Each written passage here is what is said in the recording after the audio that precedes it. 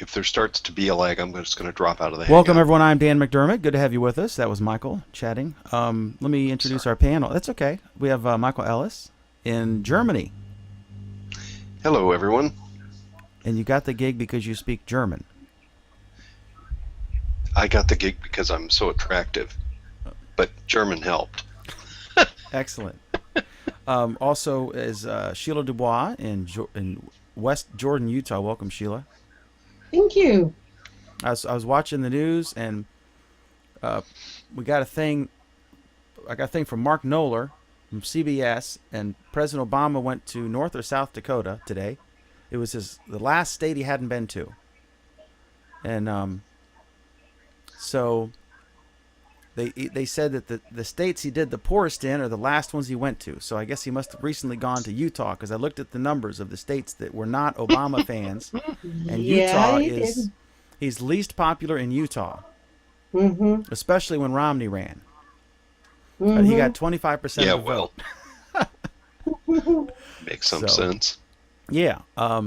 So anyway, Pam Adger's with us. Pam, how are you? She's fine. She's doing great. I'm experiencing technical difficulties, but other than that, I'm good. Anyway, how's the top Raymond? I mean, how are the technical difficulties? Anyway, so Pam is joining us, and also congratulations. Alan will be here shortly, and congratulations to Kevin Bryan, who today found out he graduated today or found out today. Or Today both. graduated. He graduated with a master's degree in computer science, so that's awesome. Yay! So there we go. He will walk tomorrow.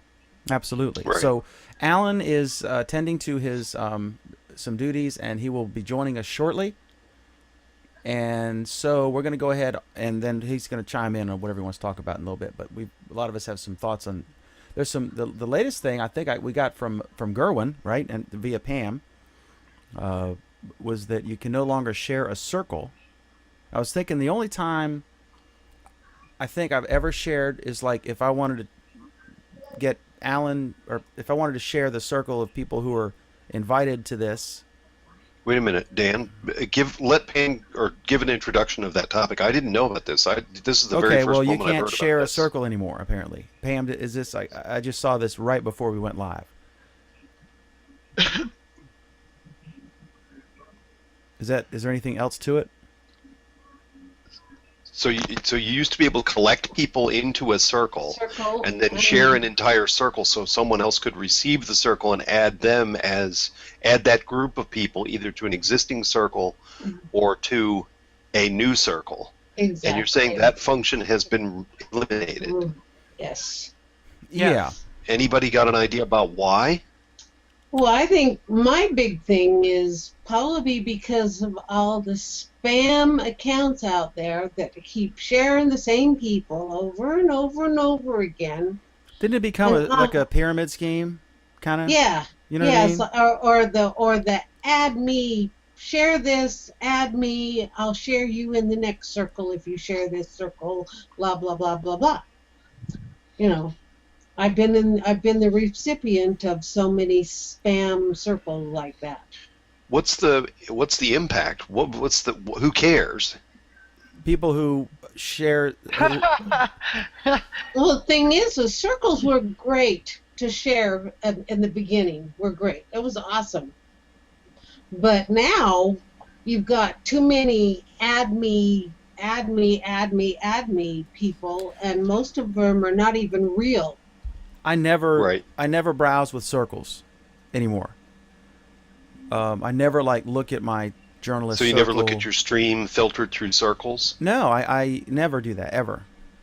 I rarely look at my stream because there's so much crap in it. Well, Sometimes I'll look in the circle of people who join this show or the other show, just to see what Pam and Michael, what you guys are doing and what Alan's doing, that kind of thing. Mm-hmm. That's the only time I use circles. Okay. and I do the same thing, but I'm thinking that teasing a future topic, I may end up using that less because of the collections, but I'm interested because I don't use the shared circles thing ever, but I have used it before when some close associates of mine were trying to collect the same kind of people I was trying to collect, but we were collecting real people. We weren't trying to spam each other. We were sharing Right. legitimate groups of people in our organization, and we both wanted to have as many of those people in a circle as we could manage to get.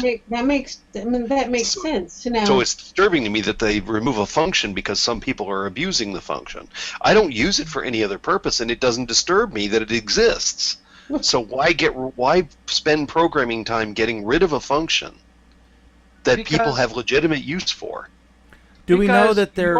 because your opinion isn't necessarily the prevailing opinion. Do we know Okay, for I can sure? understand that. I just want to know where is the basis for the prevailing opinion? How does it affect people negatively? Do we know This for is- sure that Crap, they are did it you on purpose? kidding? Do we know, know- Hang on one sec, Pam. Do we know that this was a deliberate thing that Google did and took it away, or was it just maybe broken? I don't think the post is Okay, Something so broken from Google? Wait. so we don't know if Currently- it's broken or if they've taken it away, or do we? I don't know. Do we? I Pam, Not- please. the TCs are saying that yes, the function is no longer there. Okay. When I go to Okay.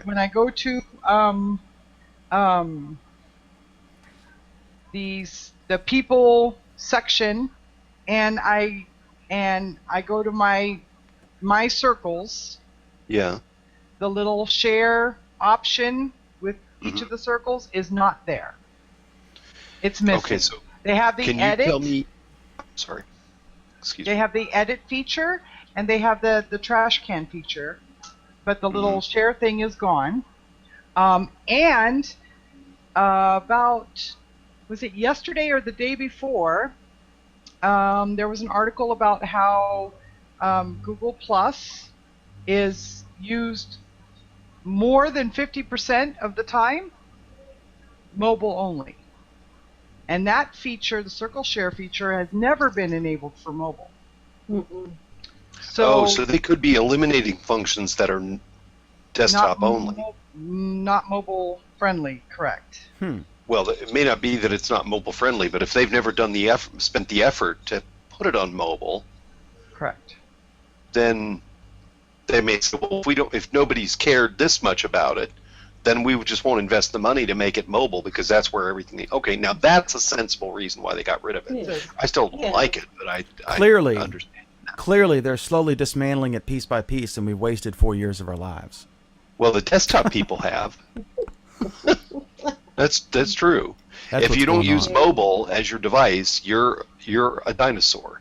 And this is where if you need to share a circle, you need to do it so that people are legit. Like, I'm connected with the landscape photography and the landscape photography community pages, and in the community they do events, and so if you participate in the event and you submit one of your photos, then that people who have submitted their own photos, they get put in a circle and they're shared out. And also the landscape photography page. I suppose As we can a- accomplish that same thing, can't we, with a community? The problem is that with communities, people have to opt in. There's no way for me to Yeah. directly add people to community, of course. But but for me, circles are like you're adding people and you don't really know who you're adding. You're just blindly adding a circle. Like, who are in this circle? Well, you can Well, look we at are. but you could always look at the circle content before you added it. You could look at the list of people that were in the circle. Right. You could review every one of them if you wanted to, Yeah, but and they decide to accept the entire You know circle or what? not. And they Spend 2 changed or it 3 hours. Spend 2 or 3 hours going through the 500 people in that circle. Right. So instead, I just block the guy or girl who shares me in a circle, and that way Yeah. they can't do it again. Right. Right. Which is That's perfectly a smart. perfectly acceptable response to it for your use case. I'm just questioning, but I think Dan already answered it because it's a function they had not written for mobile. They would have had to invest money to make it work on mobile. So I always I question answered the use it. of the resources. I I'm actually- sorry. Excuse me. Give credit where credit is due. That's right. Yeah, so it's for me, it's always a question of where are they allocating the resources and why are they using such idiotic reasons to do so. In this case, it wasn't an idiotic reason because they weren't going to do it in mobile because people are complaining about it. I have to say I haven't used it for quite a while. But then people will say, well, I can't see the shared post, I can't see the, people like, oh, I can't see it, how come? Well, you're on mobile, that's why. But you'd have to go to your desktop to see what you've been shared in. Do we know, okay, we know that you couldn't do it on mobile. Do we know that's the reason it was taken away? Or was it taken away because it was a bunch of spam? So I think it was probably... No, in fact, it wasn't even announced by Google. Circle Scope. Yeah, Circle Count. Circle Count figured it out. There's a lot of stuff they do quietly because why would they want to say, like, a lot of people are spamming people on our service with this pyramid scheme, so let's just quietly get rid of it. Yep. Okay. Okay. I don't really think that affects the spamming. And people that spam will spam anyway. That's not going to change anything. Yes, but they're not going to find me because I'm not going to be in those circle shares. Right. Yeah. Yeah, like if I mean, the thing is, Michael, that if your notification is someone shares a circle, I want a notification if it's legit, if it's like journalists or something. You know what I mean? Like here's a bunch of journalists who are active on Google Plus. I'd be curious to see if someone shared me in that. I might meet someone who's interesting, but I don't want, here's active engagers on Google Plus. Circle, add your name and share, and then you'll get 499 new followers. That's not. I don't want to be notified about that. So that's what I think a lot of it was. But we're all speculating here. So yeah, okay. This is like Fox News or MSNBC at this point. Well, we do that most of the time anyway, don't we? Yeah. Well, because we have so much information from Google. But we're especially clueless on this one. Okay, so there. All right, next is, and I tried this tonight. So Pam, I think you've been playing with these. Alan, again, will be joining us in a bit. But collection, I did my first tonight. I went to the Google Plus Week page, and all the stuff is still in our Flipboard magazine, but it's also in the Google Plus Week page.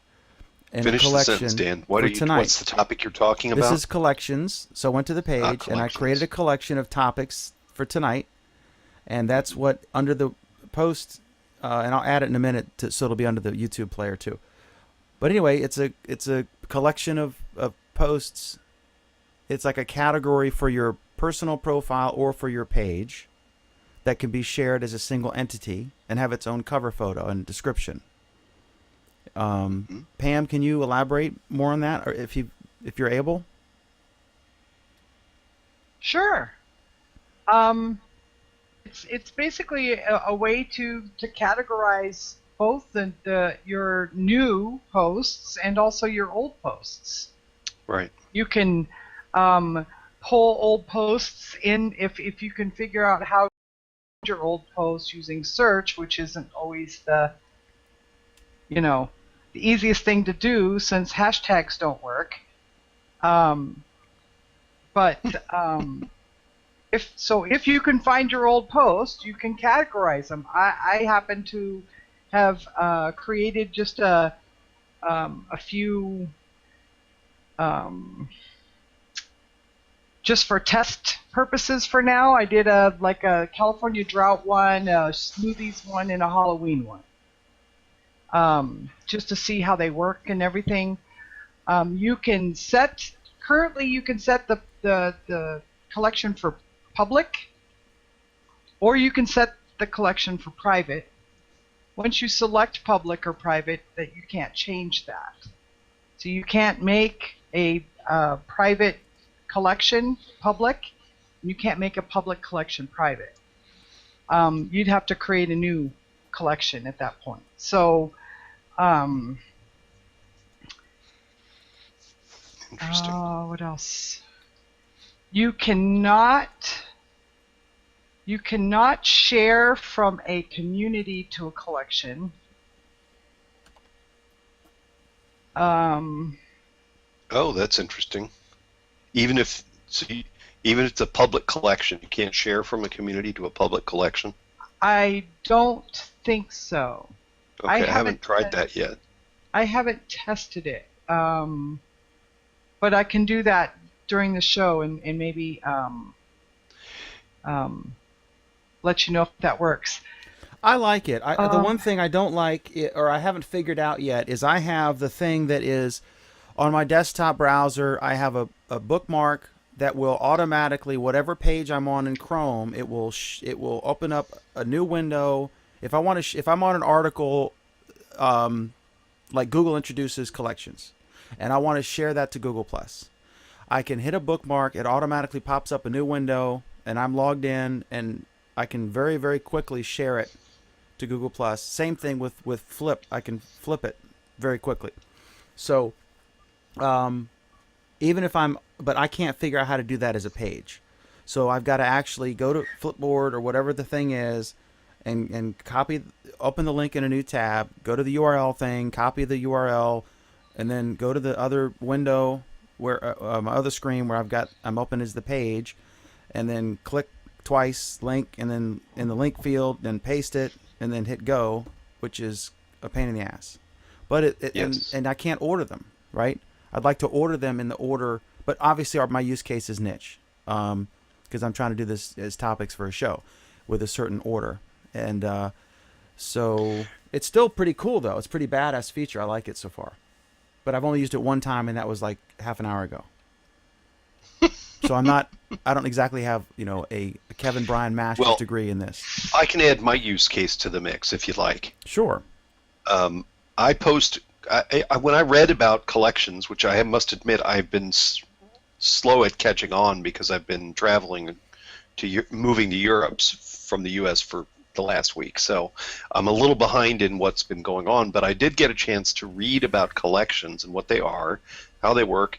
So I made one for food and drink because I post a lot of things about things I cook or places I go out and eat, and I take photos of food, mostly things that I've made, and I post about them, and I realized that this topical sharing is very powerful. What collections will do for me is people who follow me that are interested in something that I'm interested in but are not interested in my food, they can follow collections of things that they can follow a specific collection of mine and not have to see everything I posted, because I post a wide variety of different things. I post a lot of things on SIGEP, on leadership development for young college men, and I post a lot of things on food, and those I hate to use this term, those circles of people in my life don't actually intersect all that much. There are some who do, naturally, but I have thousands of people that are interested in the food that I post, and let's say hundreds of people that are interested in seeing the things I post about leadership development. So for me, it's a very natural way of segmenting my posts to make my audiences able to find me more easily, find my content more easily. Okay. Sheila, have you been using them at all? Yeah, and you can share from a public. I just created one.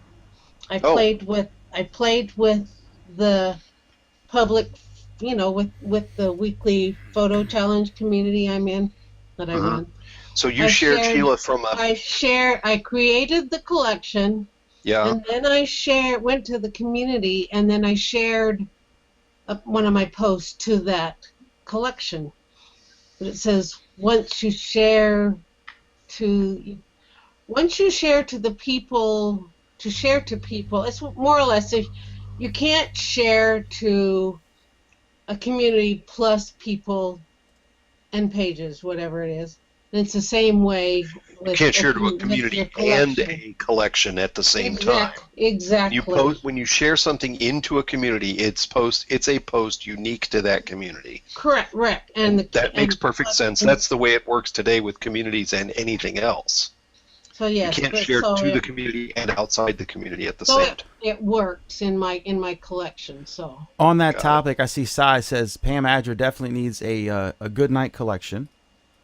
And then he says I was Yeah, unable to import. that's a great idea. You know, take all of my questionable posts and put them all in one collection so Google can easily find them. That's great. well, Uh, you can make them private. You can make the yeah. Actually, Pam, I think that Goodnight Desserts would be a sensible use of the collections function. But you're concerned that that lets them more easily identify you and target you? Yes.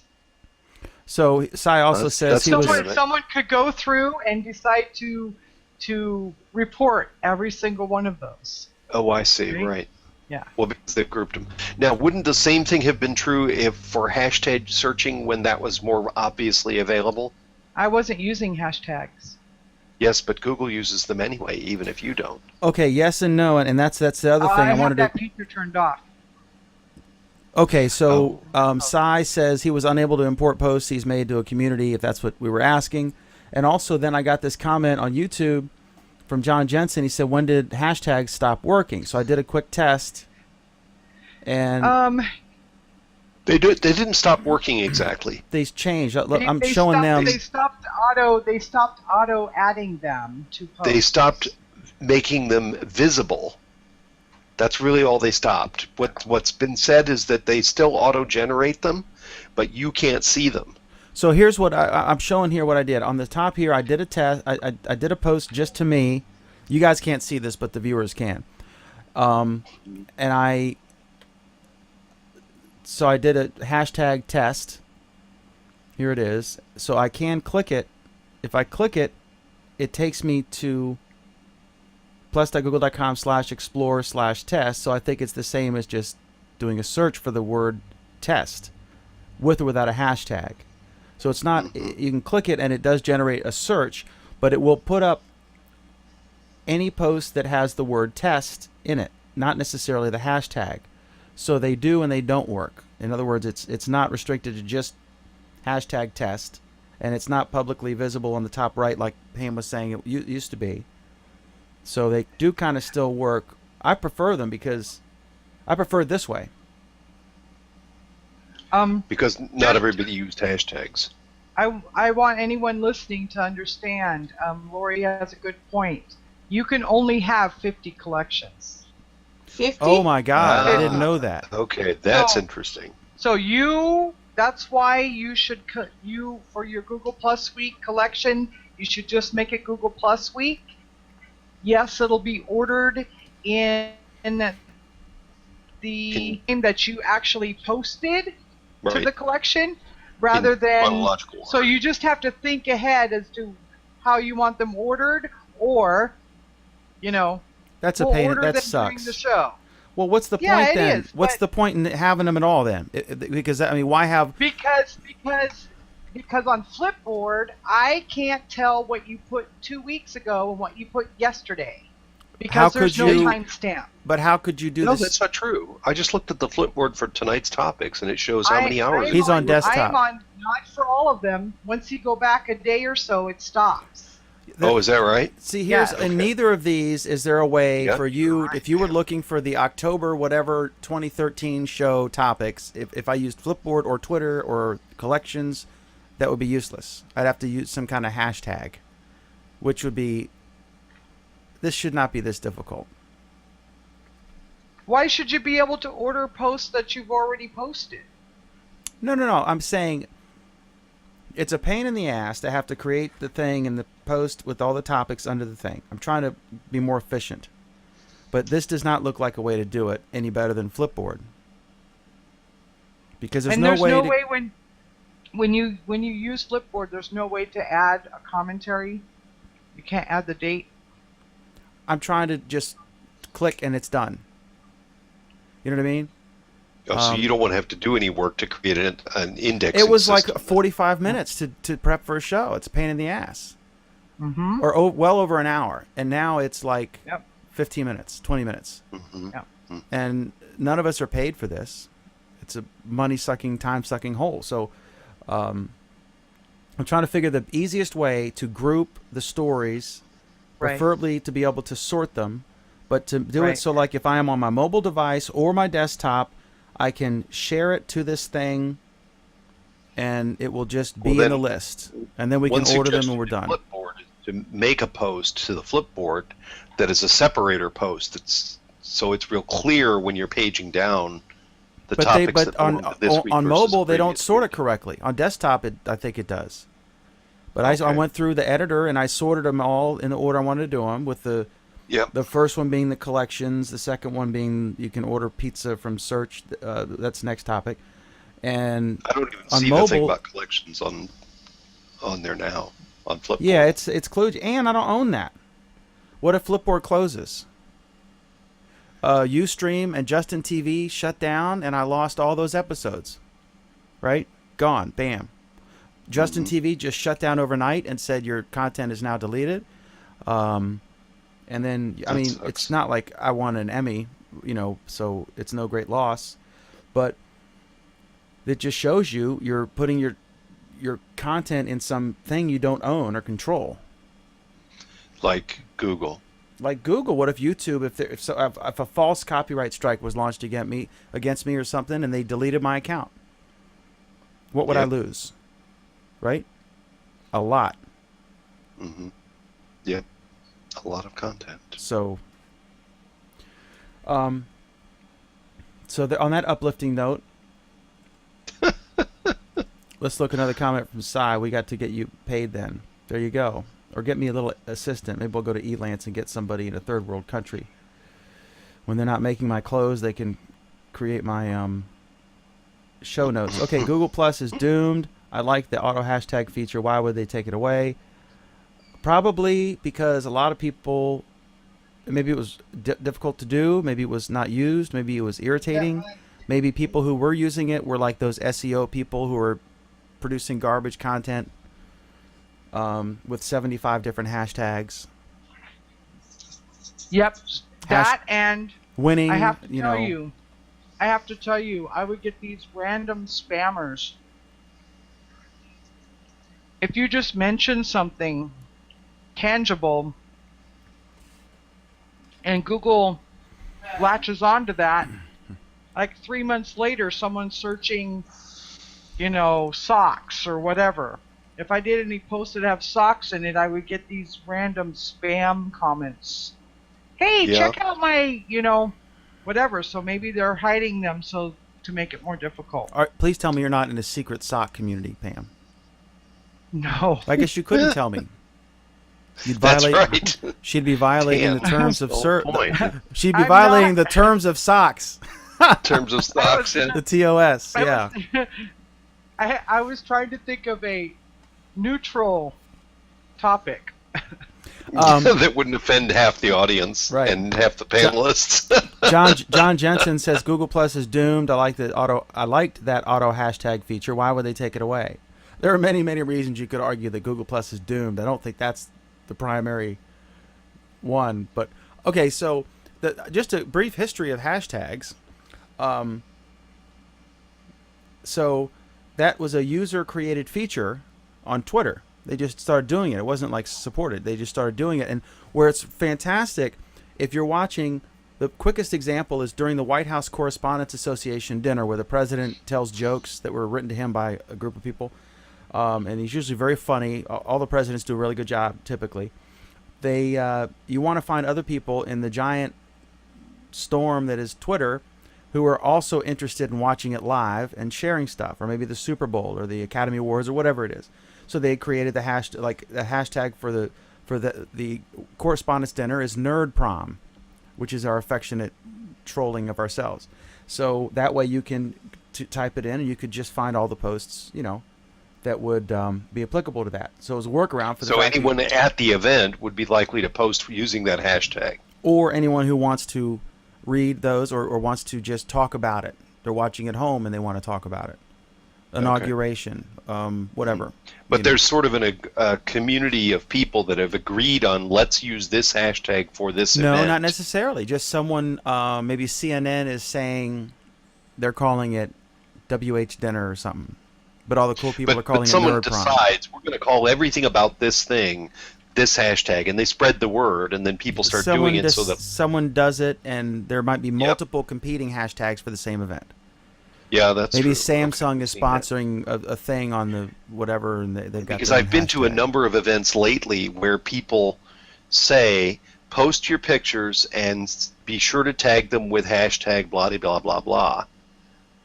And at first I thought that always meant, because of course that's what they normally said was tweet your pictures out and use this hashtag. That way they can If I find do them. that so you can find them. But what if I what if I post them in Google Plus with that hashtag? Do I find them? I don't find them in Twitter. I only find them in Google search, right, or other search engines. Yeah, if you came up with a unique hashtag, like if I did GPW and the date or whatever.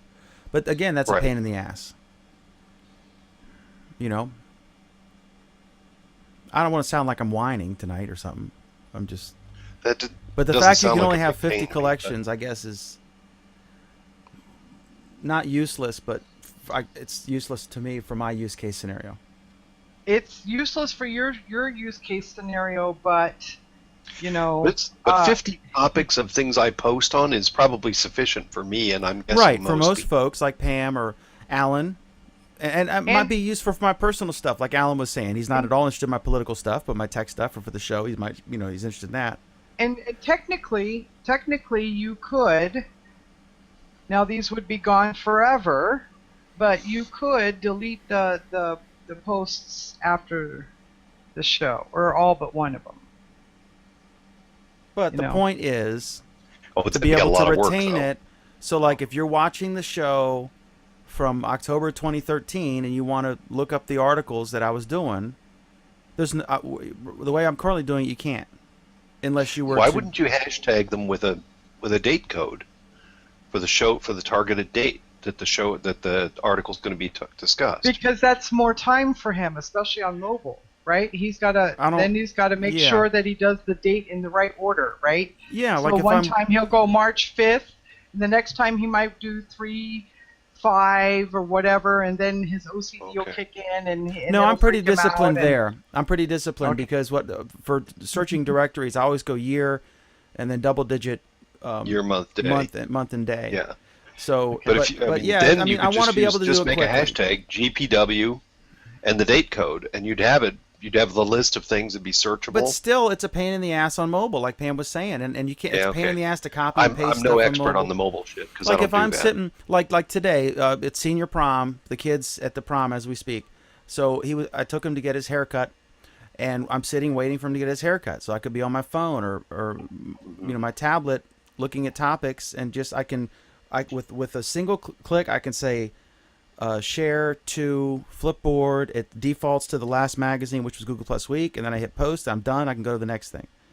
Right. It's very, very quick and efficient. But that leaves everything there. But that means 3 weeks from now, it's be a pain in the ass for you to come back and find those posts. Correct. You can't find them again.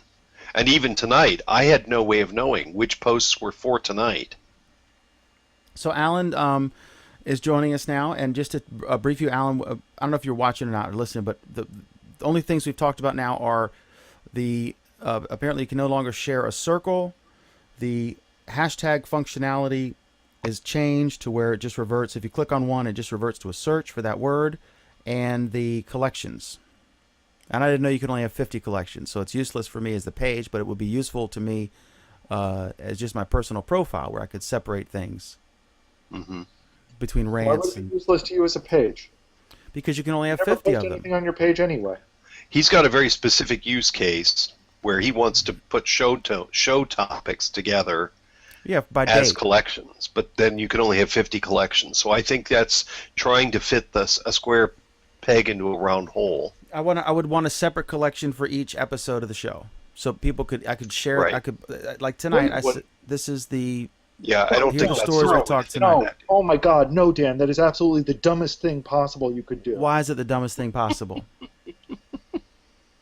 Because one of the ways the collections can work is that people can use it to turn on notifications for a specific collection. Right, So if you keep Okay. creating a new collection every week, nobody can do that. Gotcha. right.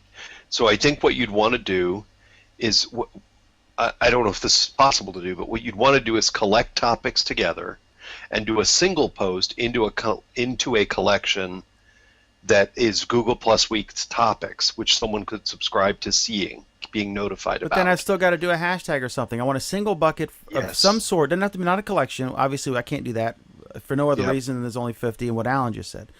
But I want a single bucket for each show that doesn't involve me having to type out a freaking thing. I can do it mobile. I can do it in 1 or 2 clicks, and I've added a topic from Twitter, from Flipboard, from Google Plus, from Chrome. Why do you want a topic for each show? It's not like you did that before. Yeah, I did. I had a list under the YouTube player and in the post. I said, here are the topics for tonight. Bullet. In the Google Plus doc or the Google Doc. So if you're watching the show from October 2013, you could go under there and you can. Here's the list of the 10 or 20 things in the order that we discussed them. That was helpful. I think that's much better done as a post. But that's a pain in the ass. I'm trying to get more efficient. That's my thing. What if you had other than hiring some guy, huh?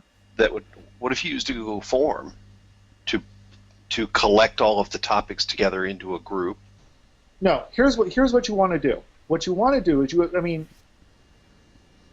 the long-term goal is that we could do something like create a web page that automatically organizes the stuff as we post them into the collection itself. Mm-hmm. Because you also want to put them in a particular order, and collections don't let you put them into a particular order. Yeah, we were discussing that, right? Okay.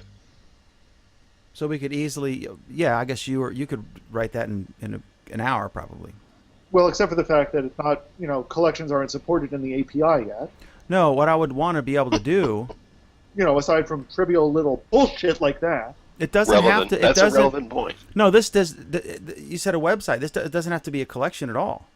No, but you have to somehow tag them so that they are grouped together, so that the program could identify them to put them on the website. So the collection is the natural way to group them together, so some program could see that they belong on the website. But that wouldn't, and then based on date code, I see what you're saying. based on when they're posted. I could tweet them, I could flip them, and it could have a cutoff date, and then we could go to the website and just order them. Right.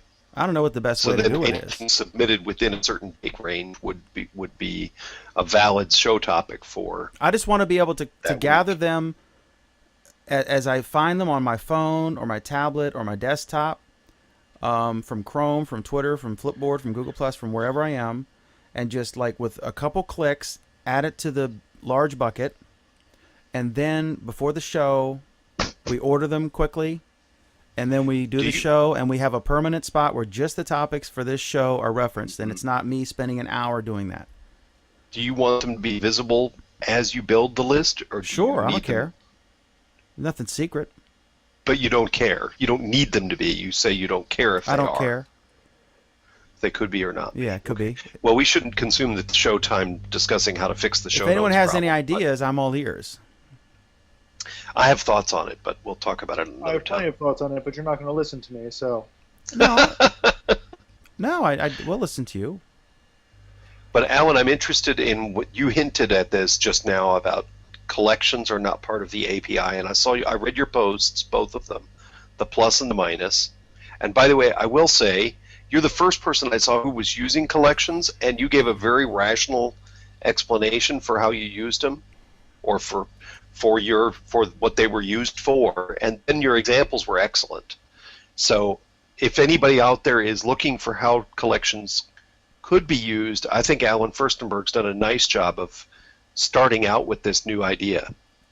Well, thank you, Michael. I think, first of all, one of the nice things I like about collections is that really you can use them in a lot of different ways. So, I've given some starter ideas for how to use them. Since then, I've seen a couple of other people use them in some pretty whacked out, bizarre, but clever ways.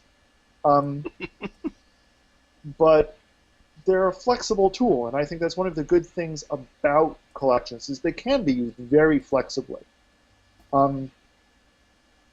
So you had a question that was behind all of that. I forgot what it was. Well, can you say any of the give a quick review, if you can, of your two posts, kind of the pluses and the minuses of how these things work, the things you liked about it. I was speaking about the API, but that reminded me of your negative review of the collections function. The plus side of it is that it does give some features that people have been talking about, that people have been asking for literally almost 4 years now. Yeah. It does let you do some basic categorization of stuff. Right. It lets people subscribe to your categorization. It lets you do some additional filtering. It lets you do some additional notifications. All of that is really good. It lets companies do things like be able to segment based on, different aspects of a particular product in a way that they couldn't before. It also still lets you follow the product as a whole.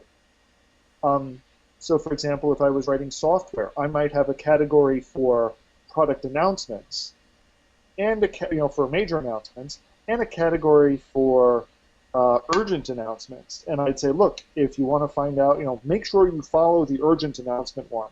But I'm also going to talk about other stuff in this other one. So that's one way that a page could use it, for example. People are obviously using it in topical ways. So I've got posts that, I've got my curmudgeon's corner, where I, go off on rants, which I rarely do. Jesus. I have my ponderings collection. I've got other collections for, my photography is in a collection.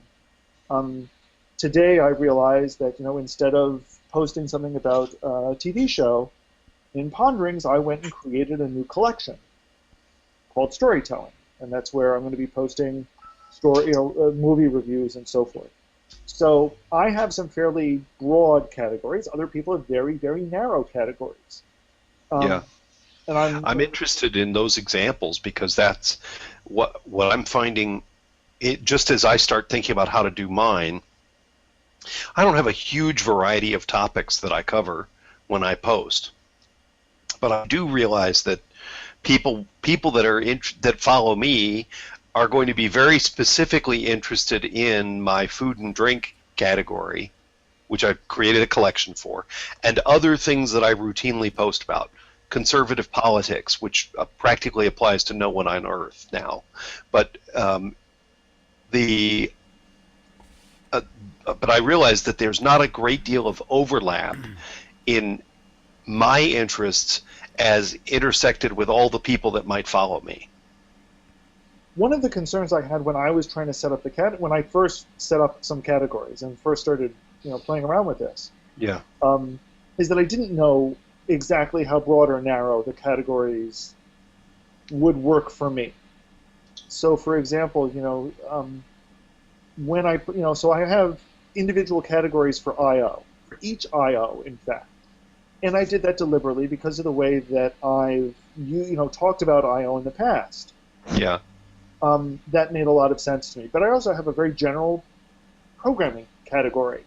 But now that you've made your choice about direction for your collections, you're going to have one for every I/O. Yes. Aren't you going to use up a lot of your allocation of 50 doing that? How many I/Os do you think I've attended? Well, I mean, it won't take very long before you've attended 10, and that's a fifth of your That's true, but I also imagine quantities. That they will. Well, okay. Here's where we start getting into the negatives. I was about to say, yeah, but I imagine they would expand that number from 50 to some usable amount. And then I realized what I was saying. Yeah, sure. That's a great one, Nayland. Yeah, that's pretty funny. I'm going to put you in a comedy club next year. That's really good. I know. So yeah, it does seem kind of amusing to think that they would actually go and fix something that was it doesn't happen. Or expand a number, like the total number of people you can have in circles, because people might have acquired more than 4,000 acquaintances in the past 4 years. No way. I'm down to 800 people circled. Do you know why? Because people won't turn off their freaking +1. Let's get to the +1s. Yep. Yeah, I want your take on my proposal. I want your take on this proposal. Whose proposal? It's one of the proposals I mentioned. I think I even mentioned in my prose of collections. Currently, the whole people who don't turn off their +1s, you get +1 spam from them. Why And not it- make it? You know what makes it really bad, real quick? You know what makes it really bad is the people who have it turned on and they've got 30 minutes to look at their Google Plus and they go plus, and they plus all of their freaking posts that they see in their stream. And you get +1. it's like, yeah, exactly. It wouldn't be so bad if it was an occasional thing, but sometimes it's just like, What do you mean, how turn many 'em on or puppy off? and kid pictures do I have to see? And here's why I think my proposal on this is not just good. An auto collection. Yeah. Your pluses should go into a collection. Hmm. This solves two problems. The first is that since day one, people wanted to be able to find what they plus before. Yeah. And there, I would like very much to be able to do that. You can do that. Go to your profile and you can see everything you've plus. No, Yes. no. No, you can't. That tab that says +1s, those are not Google Plus +1s. Those are web +1s. Right. Which is dumb, Yeah, if you ask me, Google, but that's how it works. Hey, what are you guys talking about? I can turn off the thing where so it won't stick it in my stream if I +1 something? Yes, you can do that, but What? that's buried somewhere in the settings. That's what I'm trying to It is there, though. I mean, if you need to do it, you can do it. I didn't know that was an issue. I'll do that. Oh, it's a massive issue. It's a huge issue for Pam. Oh, It's you're a huge right. issue, and it's just a brain dead implementation. Yeah, it My is. implementation, which says everything goes into a collection. Yep. You can change whether that collection is visible to others. Well, okay. You can change whether that people who follow you automatically see that collection in their stream or not. Exactly. And they can choose whether they To want opt to out. or not at all. Right. And then finally, if the other part that I would propose, which cannot be done right now, and I wish it could, in this case, and I understand why you can't be done in the usual case, but in this case, I would want to be able to turn whether that collection is public or private on or off. Because if I don't want you to see my +1s, I should be able to turn that off. If I don't want to spam you, I should be able to turn it off. But I And- can do that now, can't I? I mean, I can do that now because I can say, and as Pam requested, I Right, did that's the do. current setting. That's the Yeah. only thing you can do currently. What I'm saying Right. is take it out of the settings because it doesn't make any sense there. Right, and put it as a collection, an automatically created collection. That would be perfect, and then it would have all the function that collections already offer. Exactly. And I love that idea. And then once you start saying things like, okay, we now have these special collections that are automatically created based on our actions, we can do that for everything. So what if every time you had a public hangout, that public hangout showed up in a collection? This way, people who wanted to know when you hung out, they subscribe to the collection. They get the notification. Great. If they don't, if they don't like you, they don't have to follow that collection. You'll never How know. many? Okay, serious question. How many people think that there's going to be massive amounts of people actually subscribing or unsubscribing or unfollowing various people's collections? I've already unfollowed several political feminist themed collections because I don't You like don't the deal with it. contention. Yeah, I don't like the contention. And if I'm So you're fine if I don't following the see- people, you just don't want that specific topic that they're involved in. correct, Yeah, which is exactly what this is for. or Doctor Who. I've never seen Doctor Who. I don't know what Doctor Who is. I don't know what a Dalek is. I don't care. I have no desire. Apparently she knows more about it than she's letting on. Collection. What? I said, so you've unfollowed my nerdy obsessions collection. Not Probably. yet, but I probably will. No, Pam is now going to do that. You actually don't even post enough for me to unfollow any of your collections. I can stand anything once in a while, but In small doses, yeah. they go on and on about which is your favorite Doctor. It's like, what? Yeah, that's a really stupid question. I mean, there's only one right answer to that.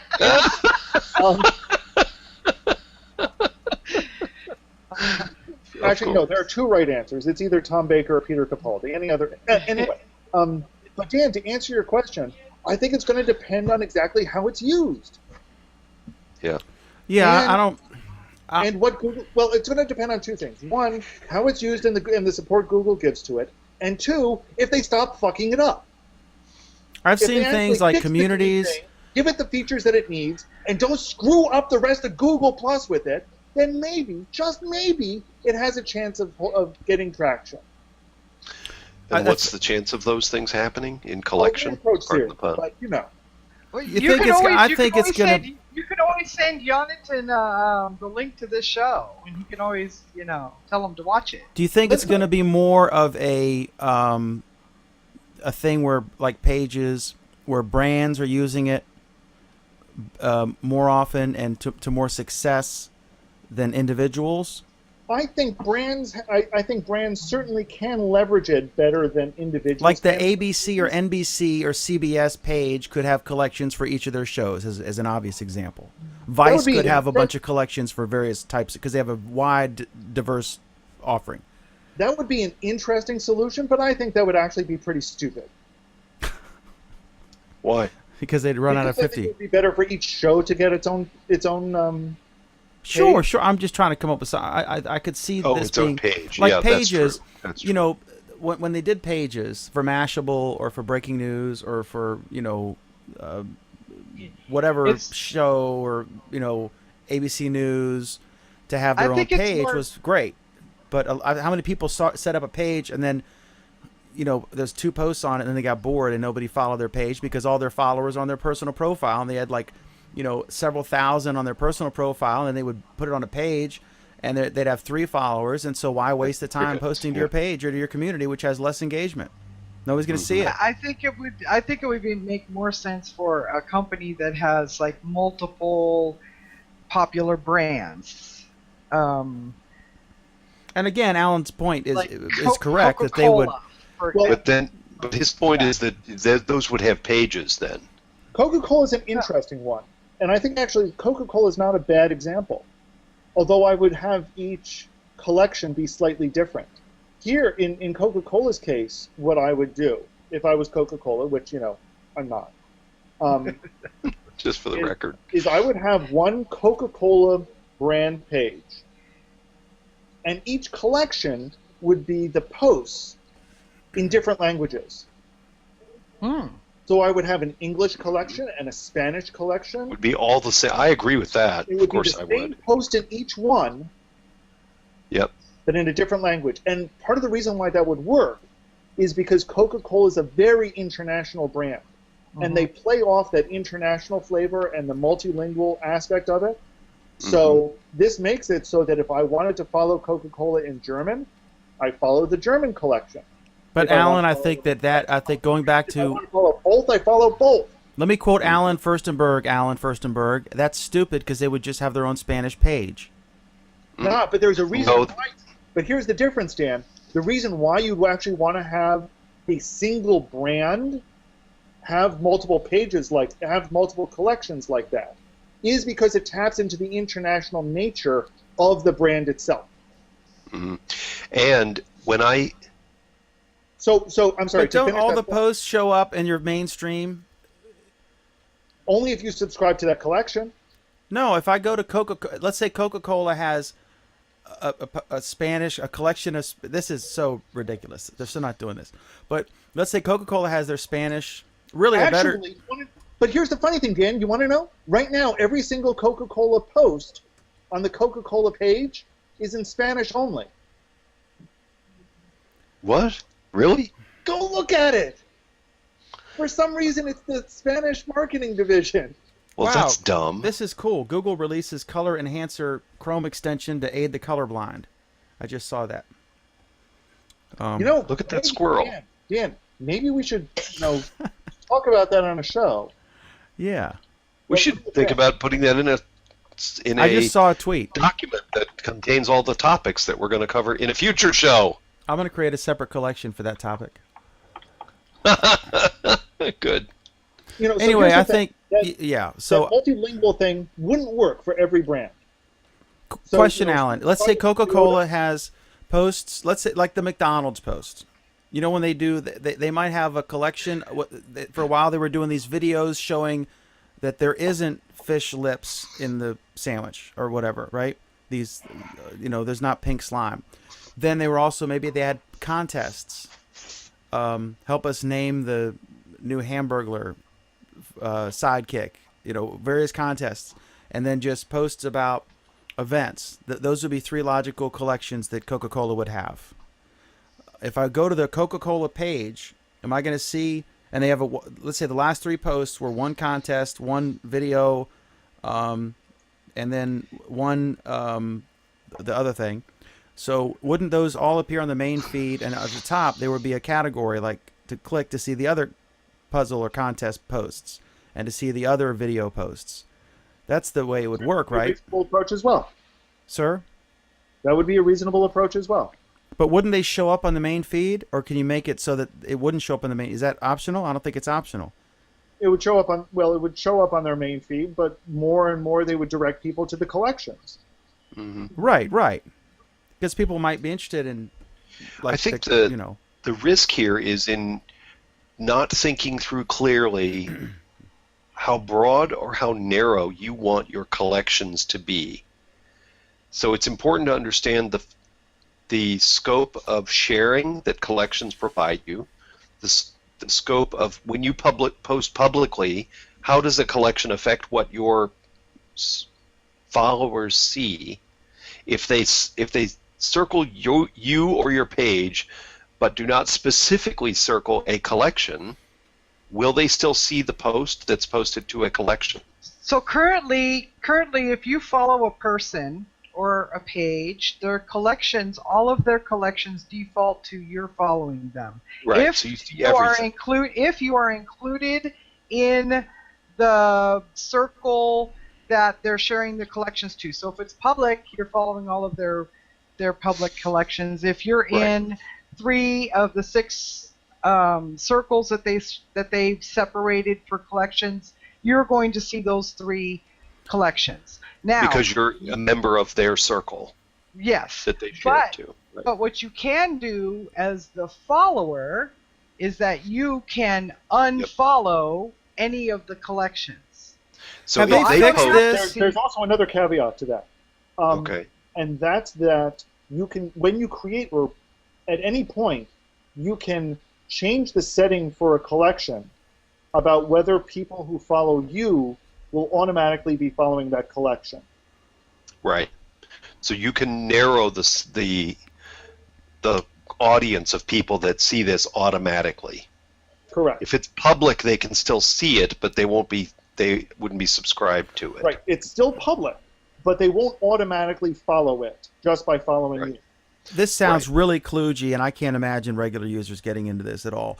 Is it still awful to try to post mobile, and try to change it to go from public or whatever your default was to something else? It was this like I felt like I was in a Japanese prisoner of war camp, trying to like turn public off and share just to Alan and Pam or something like that. No, it's pretty easy. It's actually more difficult now to share to me, to Pam and I, but it's really easy to share to a collection. Okay. On mobile. It's 2 clicks to share to a collection. It's about 20 to share to additional people. I'm not sold that this is going to take off. I'm not sold that for typical users this is going to be used beyond playing with it a couple days like we've for so many other features, half of which have disappeared from the service. Dan, let me ask you a question. Have you Sure. ever used Pinterest? Yeah, I mean, it's a chick site. I mean, not a lot. I mean, how many no, salads and how many wait a souffles? minute. How this works. Sheila, go ahead. I'm sorry. I didn't mean to cut you off there. And you say Pinterest is not just a chick site anymore. You got guys all over there. But I mean, that's Sheila's on it. Yeah, but that's beside the point. But collections is basically pinning a Google post to a collection. Yeah, but this is like McDonald's trying to be Chipotle. McDonald's is never going to be Chipotle. And Google Plus is never going to be McDonald's Pinterest or owns Twitter. They used to own Chipotle, Yes, and but they they're sold not the it. same thing. They're definitely 2 distinct brands. 2 incompetent administrations ago, they sold Chipotle. Pam, are you hot? I mean, not just like you're normally hot, but are you actually hot? It's called a hot flash, Dan. Oh, no. Thanks for pointing that out for everybody. Highlighting that on national television, yeah. Well, thank God for the natural landscape orientation of webcams. I'm just saying her air conditioner's not working tonight. Getting crazy. Okay? Yeah. So, you know, I don't know, Dan. Here's the thing. Yes, I'll agree in its current form, it's fucked up and has some issues. I think there are a lot of things that they could do to actually integrate it into Google Plus and into the Google ecosystem as a whole that haven't been done, and that if they do that, people will very, very naturally understand. would you how be collections shocked? work. So Okay, let me ask you a question, and then you can advance. Here's my question. Based on our previous experience from 2011 forward with Google and Google Plus, would you be at all shocked if they tinkered with this thing for about 3 or 4 weeks and then did nothing to it for 2 years and left it in its state of semi-function? Would I be shocked? Hell no. I predicted that already. So Right. I'm expected to spend, first of all, I'm not going to go, I think I have like 16,000 posts or something. Dan, let me ask you a question. I'm going to go through and put them all in collections only to have collections abandoned in a year. Go ahead, Alan. No, it's not going to be abandoned. Well, I'm not sure I'd call the term abandoned. You know, I got to choose my fights carefully. Did you talk about the fact that the collections, once you put a post in the collection, that it sort of isn't public anymore? No, we haven't talked about that yet, but it depends on how you look at it. Okay, because I cannot. I read that post. I cannot explain it. I did my thing tonight for the show. This is gonna be like so many features. I played with it. I set up a page. You know, when we did pages, Dan, I set up a community. They're going to abandon this Hangout thing any day now. We're using a Hangout. I can switch to one of the other services. I'm using YouTube Live. As long as Taylor Swift They'll is using abandon YouTube YouTube Live, it's Live. going to stick around. It's clear that they've already abandoned YouTube Live. What do you mean? I mean, where's my Periscope competitor? It's clear they're not working on it. They've abandoned it. They don't give a shit.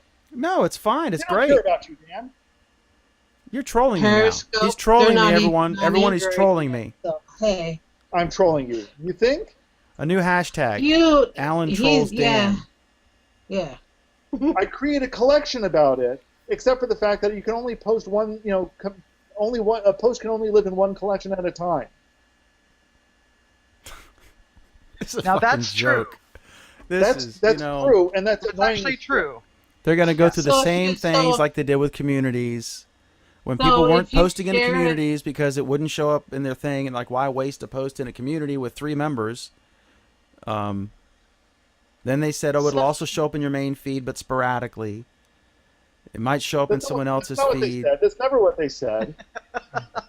So if I okay, like He's just making shit up now. No, No, I my- remember that's what happened when we my first started community- communities. People were like, "Well, why post?" They were like begging people to post in the community, to make a community, post in the community, please, God, please.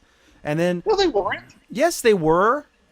I was asked by Googlers to please post in the community, to post in communities. I mean, literally, like official Google people asked me, and then so I do, and then I'm like, okay, I've got a significant number of followers of my profile that I built up over X amount of time, most of whom are probably fake. And then I have, 13 followers on my community. Okay? And then if I post into the community, I couldn't make it public. It could only go to the community or public, right? So why spend the time to write a good post? That's not true. That's It's not true now, Dan. but it was initially. That's what I'm saying. you're- We're going to go through the same if phase the- where they're going to try to figure this out. Go ahead, Pam. If the community was public to begin with, you could always post it public and share it with the community. From the then you had very 2 beginning, posts. I was able to do that.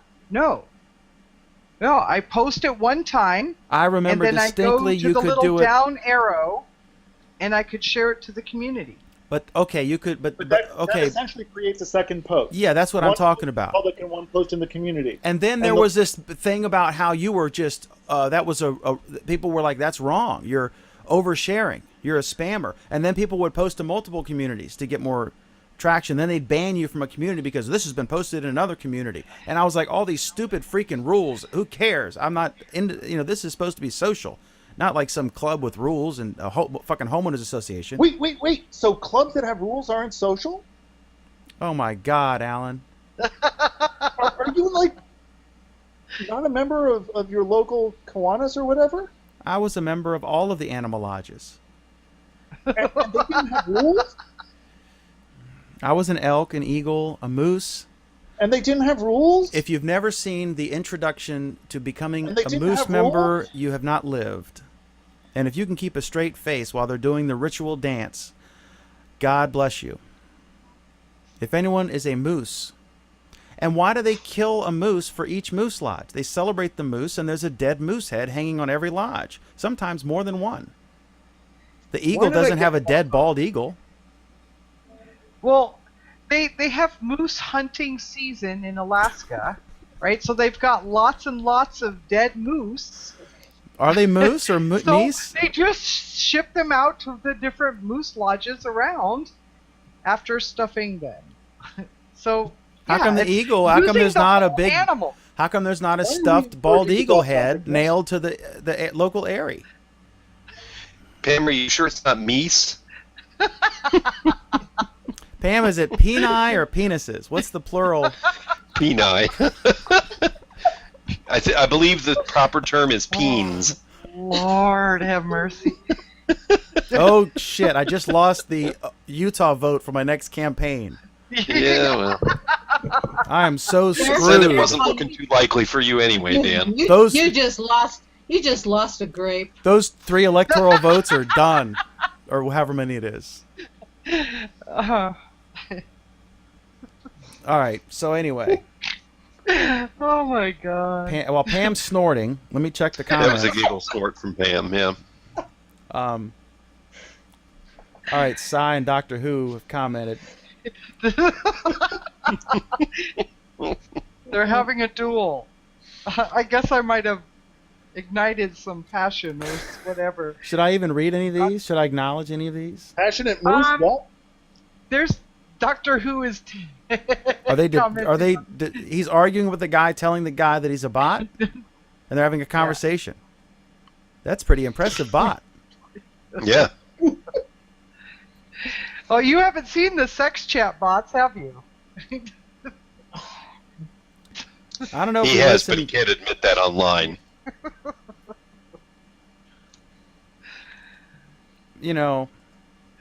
And these are my friends. These are my friends. All right, so I'm looking at the. But Google Plus has automatic translation, so there's no benefit to having a collection for each language. Thank you, Mehdi. Ha, ha, ha. That Alan? is not. It doesn't That have is automatic not translation. true. I know. You I have to know. click the translate button, and it doesn't do a very good job. My example of having videos for McDonald's and contests and blog posts as 3 separate collections was far superior to your notion that they're going to post, in the 3,000 languages commonly Well, spoken.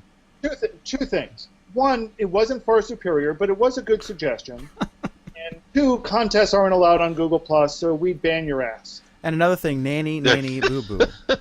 Wait. The terms of service have been updated. You can have a contest? You have a contest You now? can have a contest. You have to follow the rules. Well, couldn't you have a contest to say, okay, let's predict who's going to win, how many seats the Conservatives are going to get in England or in the UK, and let's see who gets the closest. And there's no prize involved. That couldn't have ever been banned, right? Plus, they needed something to encourage people to use polls. And to use Google Plus. Well, okay, there's always that. Yeah. Polls are overrated. Unlike our show.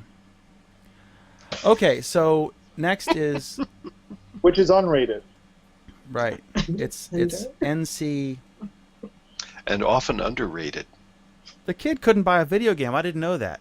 He went in. He doesn't have an ID. And speaking of ratings, there's like R ratings for video games. He went in there to buy a video game, and without I an had ID, to go he in couldn't with buy my So I had to go in and show my ID. He's Dan, 19. didn't we cover this on our Android Week like 2 weeks ago? I don't know. It wasn't Yeah, 2 'cause weeks you never ago. pay attention to that show either. That was Was I- 2 weeks ago, Alan. Come on. Did I make that show? I don't know if I watched. All right, so collections are. I could not be more excited. I'm going to spend my No, Dan, weekend. I don't get this. You were excited about polls for some god unknown reason. I don't know if I've ever done a About poll. What's probably actually the only decent feature to come out of Google Plus in 4 fucking years. No one uses it. When's the last Polls? time you saw a poll in your stream? Never. But I you saw thought one you were yesterday. actually, like God's gift. I to don't know Google. if I was fapping over the polls. I don't think I was You all were. excited. You were. Well, I don't want to make you go through and find a video that probably does in fact exist. Yeah, because that's just kind of ghetto. Jesus. You will Alan is never in rare fucking look at form. that, dude. All right, so Google confirms. No, wait. Now they've got the double thing. I don't know what the hell the order is. Are we going to the Twitter, the instant update thing, or bigger on mobile? Let's do the Twitter thing. Google confirms new experiment with Twitter and search results. So they're going to begin showing tweets and search results. I don't know how I can say more than that. Yeah. Well, that sounds like enough. Next story. I'm sure Danny Sullivan could fill a whole hour. Tweets are limited, Dan. Yeah. What do you mean? Yeah, it's 140 I don't know characters. how you can spooge over tweets and yet not think collections, which we haven't even halfway covered at this We point. can go back and go more in depth on collections. We can have a separate collection for each aspect of the topic, and I can Our create collection them. week. I've only got 49 left. I shot my wad for tonight's show. What? I blew a whole collection. I blew 2% Wow. of my entire collections on tonight's show. That brought Pam back from a meal and from muting all the way back into the show. Find out what Dan considered worthy of. Shooting his proverbial wad. I found the contest terms of service. I'm going to put it in the chat. We I haven't couldn't even repeat it. There's Sheila's in the room. I we can't haven't say been something. we haven't been banned for a while, have we? Yeah, We're it's been a due. while. We're due. Dan, are you drinking tonight? No, I'm just. No, he just doesn't care about. He Although I honestly need thinks to it's because I'm fairly dehydrated for reasons I will not discuss. I didn't know you you. outed me with my hot flashes. I didn't should know that you out couldn't- for your. I didn't know you grapes couldn't of eat a wrath. whole bag of grapes. I used to eat lots of grapes. I didn't realize there was a limit. There's a hard limit. Okay, so Google says it's now bigger on mobile than desktop in 10 countries. This is not at all surprising. I think Facebook said this. So I'm seeing more of these announcements of late. I think Facebook was just a month or so ago that they announced that more people use Facebook on mobile than on desktop. And when they say mobile, are they talking your iPad or your Nexus 9 in your living room? That's included as mobile. Yeah, they correct? don't care where you're using it. They Any- care about the device. Anything other than your a desktop. Right. Android or iOS, right? Pretty much. How can you diss Windows Phone like that, Pam? Do they have a mobile interface? They have Google, don't they? Or Bing? No, I mean a mobile. Windows Phone. Hold on. Operating system. Is yeah, it different than I've seen the two regular people who operating have system? the Windows thing. But so this is not at all surprising to me. They said it's in Japan, the United States, and 8 other countries, and they wouldn't name the other 8 countries. I don't know why that's a big secret. But they were talking about actual Google. I guess it's google.com or the Google app. Well, no, the app would only be on mobile. I guess Google searches, is that what they're talking about? Or are they saying like the whole network of things? YouTube, all the Google Plus users.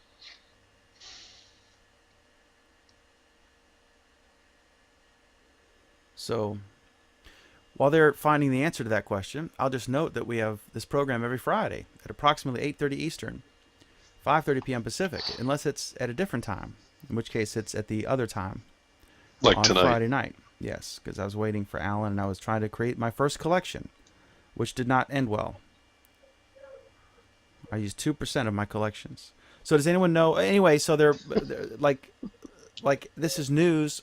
I don't know why, but Google is bigger on mobile than desktop. And we just saw that they recently did this thing where they're gonna, if you do a Google search for a something, that they will emphasize and highlight. If you're on mobile, when you do the search, they will highlight sites that are going to look better on your mobile device than sites that are really ghetto looking on your mobile device.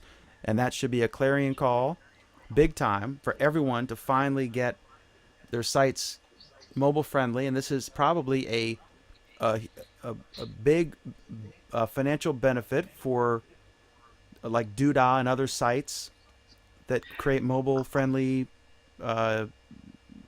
easy to create website for people. Can we go back a step, Dan? I Sure. think that this ties into the reason why circle shares have been disabled. You think Because that's it was what never is? enabled for mobile, right? It was never enabled for mobile. You could not see the circle from mobile, and you could not create a circle share from mobile. Pam, And there's one that's an interesting theory. There's one problem with that, though. By that token, that means that communities are about to be killed. No. why I can do everything. I can manage my community? community. Can you create a community for mobile? No, but that's a really very unusual, not a daily use case. Oh, to and create a sharing new circles is a community. daily use case? Well, that means it's someone who's mobile only, which is a lot of young people, Well, and a lot of communi- lower income people can't create a community. Period. Let's say, are they going to drive to the library? Well, we don't care about them anyway. They're going to take their Uber to create a community that no one Oh, will you're visit? right. You can't. So They're- Lower income people are not using Uber, Dan. Uber why X. it's cheaper than taxi. Now, They're using subways, buses, and walking. Uber will go to your ghetto ass Bicycles. dangerous neighborhood when the local yellow guy won't. Well, that is true. if they got rid of communities, I Your would. A yellow local cab, yellow guy. It only stays to Manhattan. You mean a green cab, yeah. Well, That's right. I tell you, For the I've outer said this boroughs. before. When I was covering the D.C. Council when they were deciding whether or not to ban Uber, and the guy in like Southeast or something, where like all the murders are, he's like, Uber comes out to my house, and none of the other cab companies will come out to my house. This guy on City Council is wild. He's like, I like Yeah. Uber. Oh, communities would be. I would hate it if they got rid of communities. But Absolutely they hate did it. enable the ability to create collections from mobile. And collections are very similar, not like totally similar, but they're rather similar to communities. I don't see why you couldn't create a community from mobile. I think they're going to enable it from mobile. I don't think you know, it has anything to do with I would mobile, think Pam. that too, Pam. But when was the last time they actually, fixed a freaking bug? Well, but at least you can visit the community while Yeah. on mobile, though. But I don't think that Pam's theory is correct. But I'm purely speculating as she is. I don't think it's because it wasn't functional on mobile. I think it was because, like, to use my Oh, situation, spam. like 5 or 6 times in the history of my usage on Google Plus, I've shared a circle, and it was for legitimate purposes.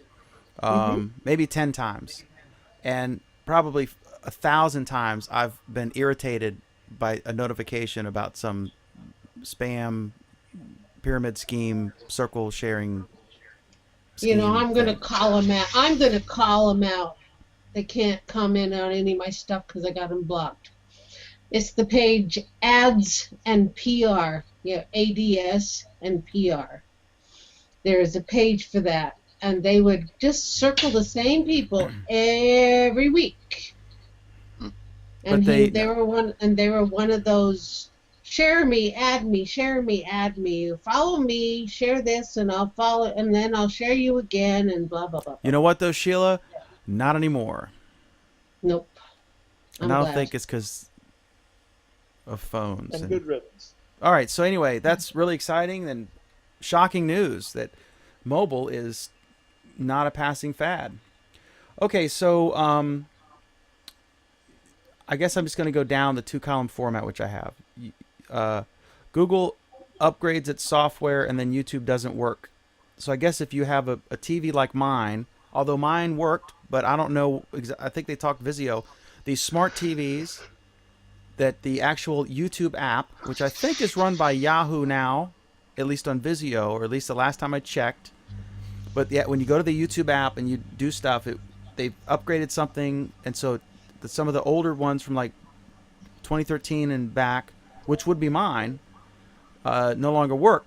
But mine still works, and it's a Vizio, so I don't know what the hell they're talking about. But really, I think the simple solution is you should not try to purchase a, $300 to $2,000 television set with software in it. You should just get a nice television that has internet accessibility and HDMI ports and all the audio in and out and all that stuff you want, and then get a Chromecast. or Apple TV or whatever.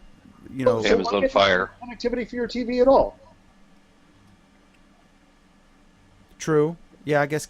Well, Netflix is probably because my computer is older, but when I run sometimes the Netflix app is a flawless Netflix viewing experience, and I think that's the only way that you could watch with the 4K televisions. I think you have to use the built-in 4K app. You can't connect it to a TV. So you're saying an app is good sometimes, but not other times, and you can't really tell us when or why. When the app is good. Yeah. When the app is good. Does that's HDMI when support? So when the app is good, but when apps are bad, and you're supposed to know this how? In 2013, 2012, you should have anticipated. Well, in the 2015, salespeople YouTube... at Best Buy are really knowledgeable, and they can talk to you about all of those things when you're discussing which television before to or buy. after you drop $60 on a gold-tipped HDMI cable that's $5 on Amazon. Well, it's gold-tipped. Turn around and grab your after all. ankles. They'll match Amazon pricing now if you show it to them. Pull it up on the app. They'll match it right in the store. Okay, so this is interesting, I guess, anecdotal. But yeah, Alan has a point. No, what it boils down to is YouTube. I mean, this is a similar issue to them screwing over Android users. It's basically that they're discontinuing an old API. There are probably good reasons why they're discontinuing the old API. But for computers that can't update their software, like most TVs, and things like Google TV, you're screwed because you don't get an update. And if you don't get an update, you're going against an API that no longer works, and that's all there is to it. And why can't you get an update? Because in some cases, Google isn't providing the update. If you're running an old Android phone, for example, and the version of YouTube on there isn't updated anymore, well, you're screwed. This gets to the same reason why anybody who buys a really expensive Apple Watch or Android Wear device is flirting with disaster. Mr. $1,500 glasses. My glasses are still running fine. For now. Okay. All right, so a joint fail for Vizio consumers and other consumers and Google. But mine still works, so I'm not sure how widespread this is. All right, so the headline is so much for that crazy new Google headquarters. Apparently Google wanted to build in Mountain View, this beautiful scene on the left here, a 4-part campus. I think it was 2.1 or 2.2 million square feet. To put that in perspective, it's 3.1? 3.2 million square feet developed. To put that in perspective, that's about 16 super Walmarts. A super Walmart is about 200,000 square feet. Typical grocery store is about 50,000 square feet. So this is the size. Their new headquarters was going to be about the size of 16 nice newer super Walmart stores. And LinkedIn was also bidding on. I guess this is land that the government controlled, and so they Well, in the gave sense that, three of them. Government controls all your land. True, you don't really own anything. Try not paying your taxes for a while. So 3 of the 4 parcels went to LinkedIn, and 1 is optional for Google, but they're not going to... It looks to me, this thing was so outlandish. It's like, we have this large land, let's build something crazy to put on it. And they'll probably get by with the one thing. And they own like millions of square feet of property. Maybe the 3.2 million square feet is the total that they own in Mountain View or in San Francisco. Maybe I'm completely insane now. One of us actually needs to go look this up for you. No, it doesn't matter. Just ignore everything I've said up to this point. Probably after this point, too. Yeah. So we'll just keep with that trend there. All right. So anyway, yeah. So 3 of the 4 parcels went to LinkedIn, and Google has 1/4. These are like giant tent-like glass things. I guess they look like a circus tent. They were modular. It's kind of out there, like the Google barge type thing. But anyway, they don't have the friction that they do. There's not the animosity that the tech companies have with the San Francisco community, because they've caused housing prices to go up so quickly and high.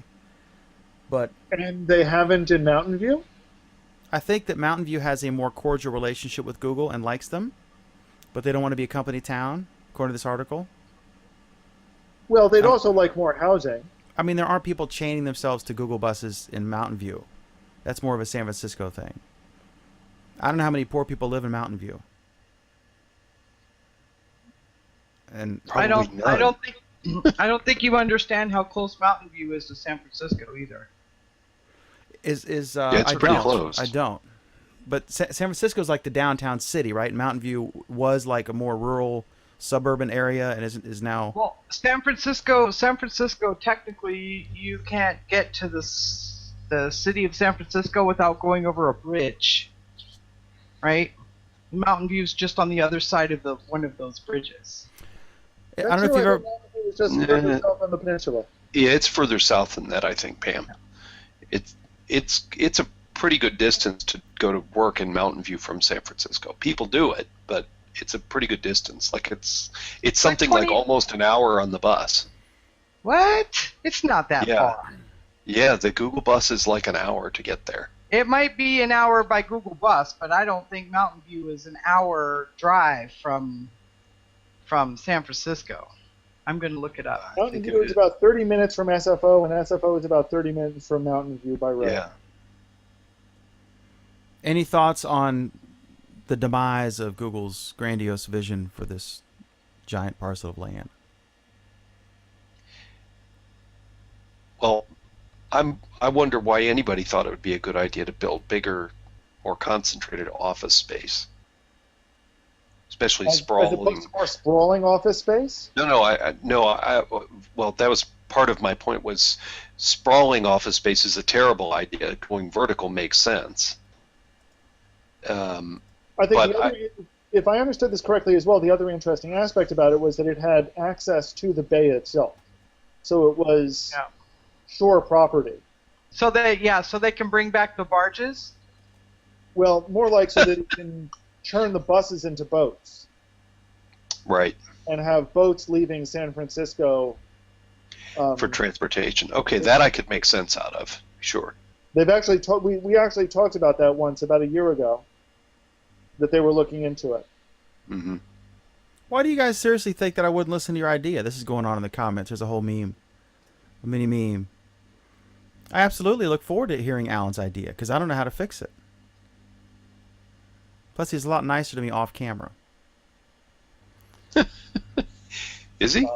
I don't know. A little nicer, maybe.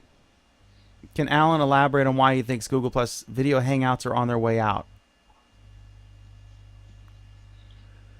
Well, I'm just going by the same argument that everyone seems to make about everything. And then Lori says he doesn't. He was just trolling Dan. Thank you, Lori. And actually, what I said was YouTube Live was on its way out. Oh, that's right. That's right. And the reason why I said YouTube Live was on its way out is because they haven't introduced their Periscope competitor yet. So therefore, obviously, nobody is working on the product. Because live It's the streaming fault. just was Although invented I really with do hope they Meerkat. would work on the damn thing already. Because they should have released the piece of shit at least a month ago. Speaking of Hangouts on their way out, I see. Okay, was this guy in between Vic and Chi? Alan, can you explain this? He left in January. No. This guy, whose name I can't remember or probably pronounce, but said he was in charge of Hangouts and YouTube Live and Google Voice. He was like the charge of communication stuff. Left in What makes you January. think she reported to Vic? I'm asking. I didn't. I mean, she was a VP. Maybe he reported to this guy, and this guy reported to Vic. I have no idea. Well, I have no idea who you're talking about. Okay, so this But guy I has don't- left. I don't know Google's chain of command. So I'll pull it up here. This gentleman who I've So seen. his name is Credit Karma. No, that's where he's. No, I'm he's sorry, that's the left. name of the firm. Nikhil Singhal. Okay, he was the former head of Google Hangouts as its chief product officer. So I guess he was Google's chief product officer. He reports. No, he was no, he was the former head now- of Google Hangouts. He is now the chief product officer for Credit Karma. Okay. So.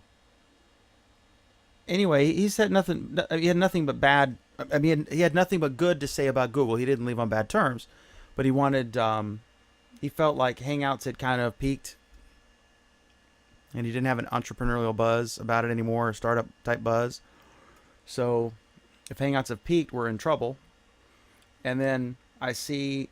Well, let me put it. Let me just say that I don't know him.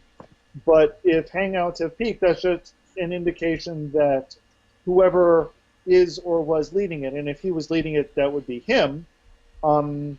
Has no flipping clue what they're doing. It says that he reported directly to Vic, initially, of course, until Vic. Well, we already left. know my feeling about Vic knowing what he's doing, so, or what he was doing. So, Okay, so this gets to the next thing. I'm looking at the schedule for I/O, and I want to get Alan because this has come out since I knew he would go there. our I last just knew show. it. Go ahead, Dan.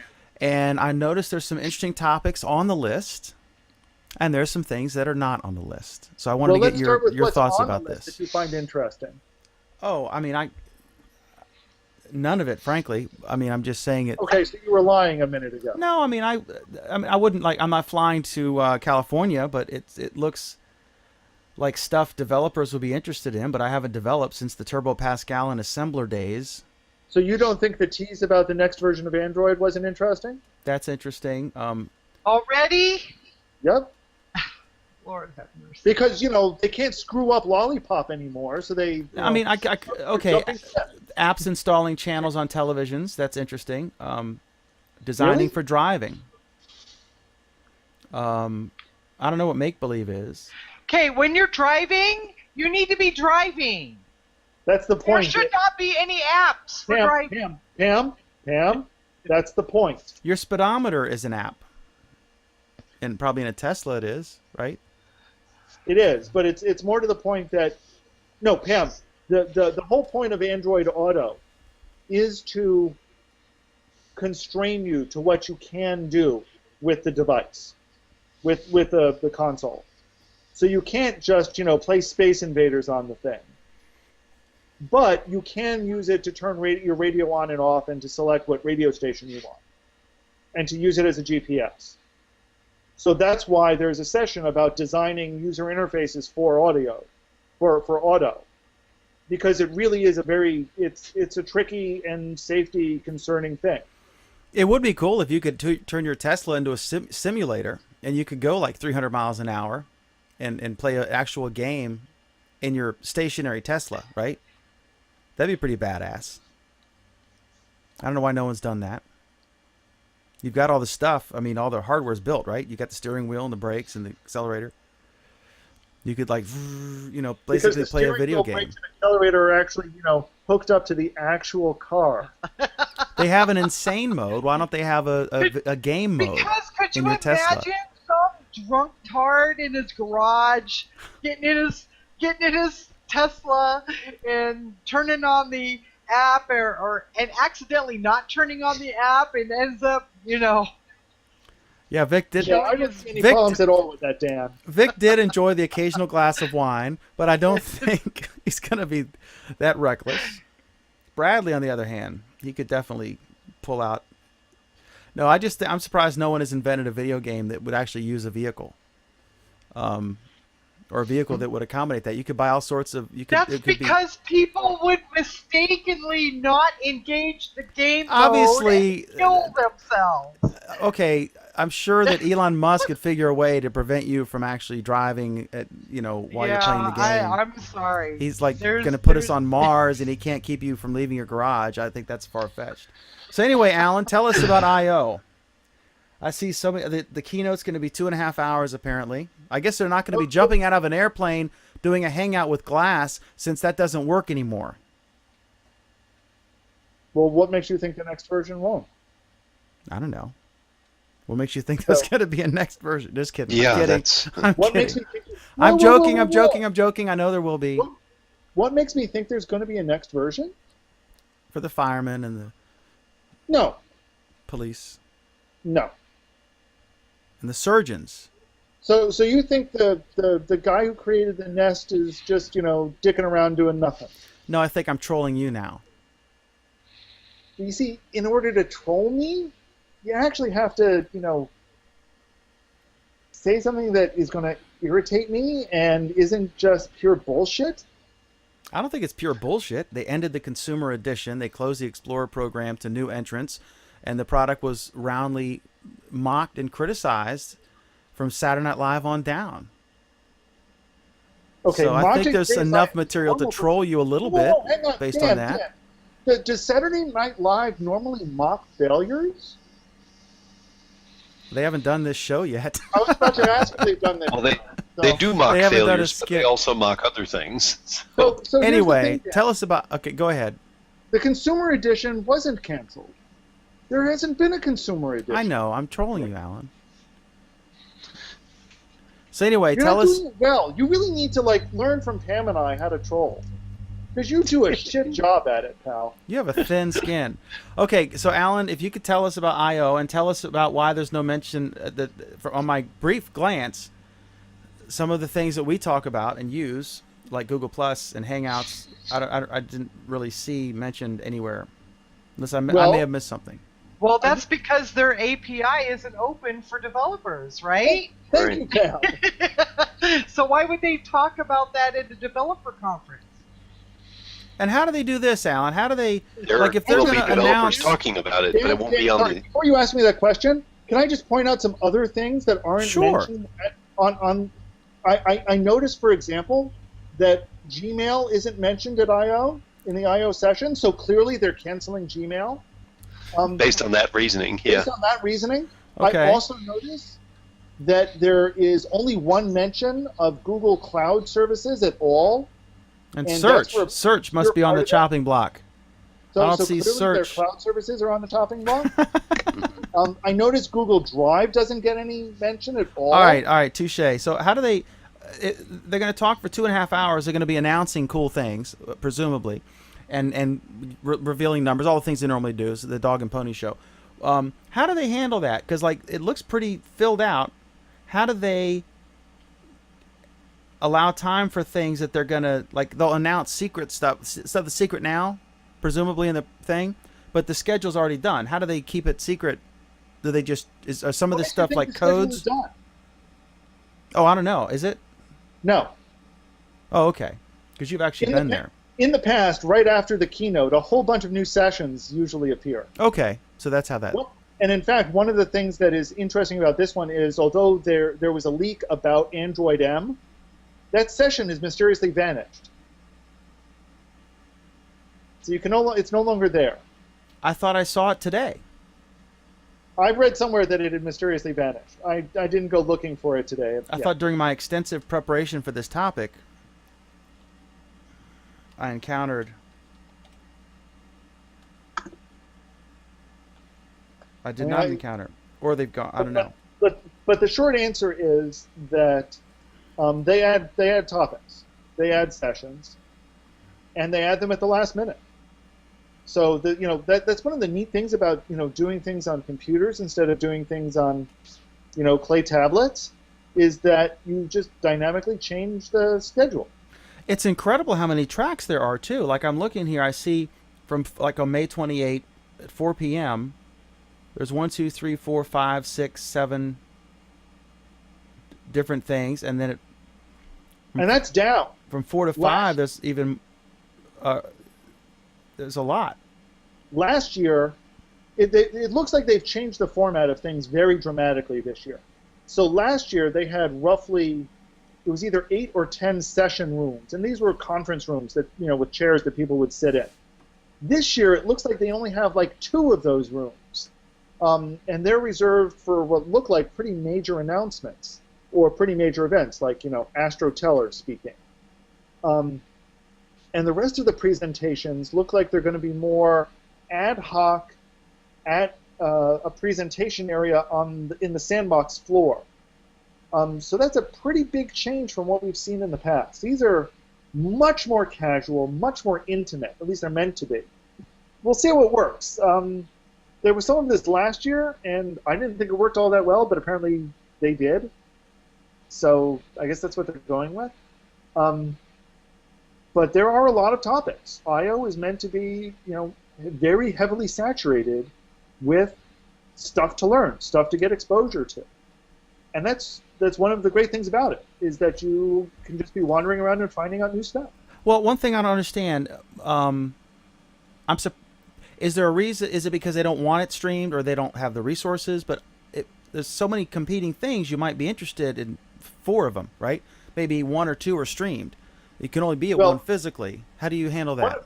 One of the things they've done this year is those sessions that are not being recorded are almost all being held more than once. Oh, okay.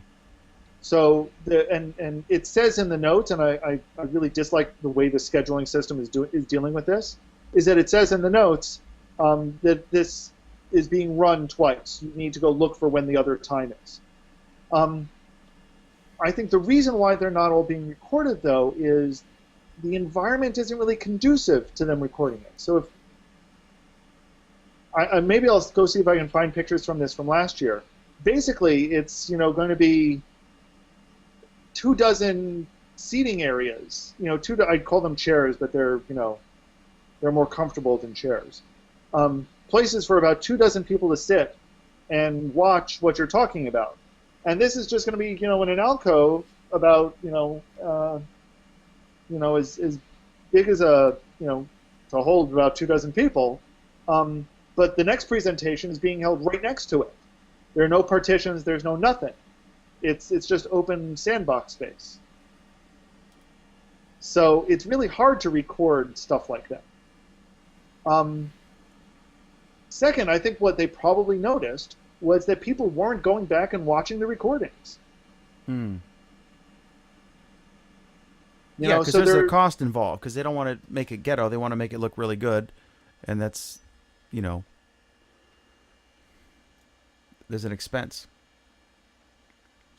So it's not a question of they don't want the general public to see it because it's secret or something. No. It's just logistics. It's obviously not secret, but I think what this is this is where they can give that first look to developers. And probably what you'll see for all of these things is that they're going to be more better produced videos for all of them coming out after I/O. In some cases, even before I/O. How long has I/O existed? I want to say this will be the 8th one. Vic started it, right? So you have 8 communities then, or not communities, Collections. collections? This will only be my 4th. Oh, okay. So, I'm just curious, the level of media at the event, has that been pretty consistent or gone up or down over the years? I imagine the peak may have been when they introduced social, because that was kind of leaking ahead of time. Actually, I would have said the peak of it was the year after, when Glass was the big buzz. Gotcha. But that also may have been my perception because that's when all of the media were asking me questions. I don't know. There's a decent media turnout, but I recognize some of the media. Nate Swanner was there in 2013. Mike Elgin and I had a good half-hour conversation in 2012. Guy Kawasaki was there in 2012 as well. I'm reasonably sure that Mike Elgin has been back since, but I haven't seen him because it's been crowded. Well, now he's doing the Twit thing, so he'll probably be there doing his show, I would guess. Or maybe not. The place is absolutely packed. It's how many people? Thousands, right? I believe last year was 6,000 attendees, plus Googlers. So probably close to 10 with the media and the Google. 9,000. Okay. And they're not all allowed to go, right? The Googlers, because they couldn't fit them all. No. In fact, if my understanding is that if you're not a Googler that is either presenting or helping organize and run it, you need to apply for a ticket the same way everyone else does. Okay. So Googlers don't just get in because they're Googlers. Well, also presumably the people who they'd know this. I mean, they're introducing you to stuff they've been working on, right? Yeah, but Dan, remember, Google's a big company. Yeah. Just because you work in, developing improved search algorithms doesn't mean you know anything about what's going on Android. Or that anything about what you know has any relevance to anyone in the open marketplace. Moritz is a good example. He's interested in a whole lot of things that are not specifically what he does for Google as his job.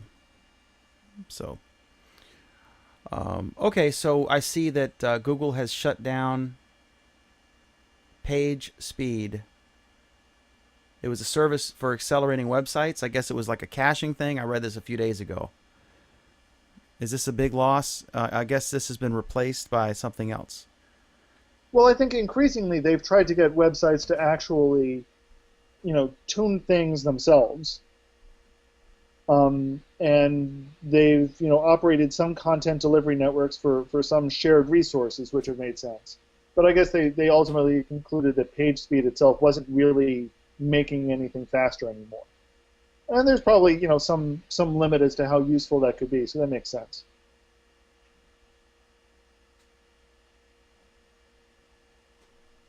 Any thoughts on this, Mike? Dan walked off camera, for those of you who can. Yeah, I'm afraid I don't really know much about it, so no.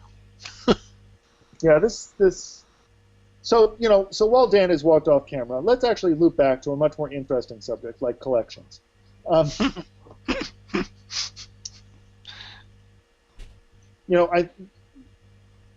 are your thoughts on having a post appear in multiple collections? Well, I understand I guess I haven't thought about it very much because my personal use case doesn't lend itself to that. If I think something belongs in multiple collections, then probably it should just be posted publicly and not be in a collection at all, in my case. Exactly. Yep. But that may not be it clearly isn't going to be everybody's use case. So here's the thing, Alan. Pamela? Alan and I disagree on this point. Pamela and I disagree on many things, so that's hardly a surprise. Let's assume that all the collections you have are public. I know they're not. Let's just assume they are, right? And I follow you. And I'm technically lazy, right? So I'm not going to unfollow one of your collections. And you have the ability to post the same thing to multiple collections. And let's say that this post is relevant to 3 of your collections. I'm going to see that frickin' post 3 times. Yes. Now, here's the thing, Pam. Here's what I would say. Under the current setup, yes, you would see it 3 times. because that's brain dead and stupid and a totally fucked up thing.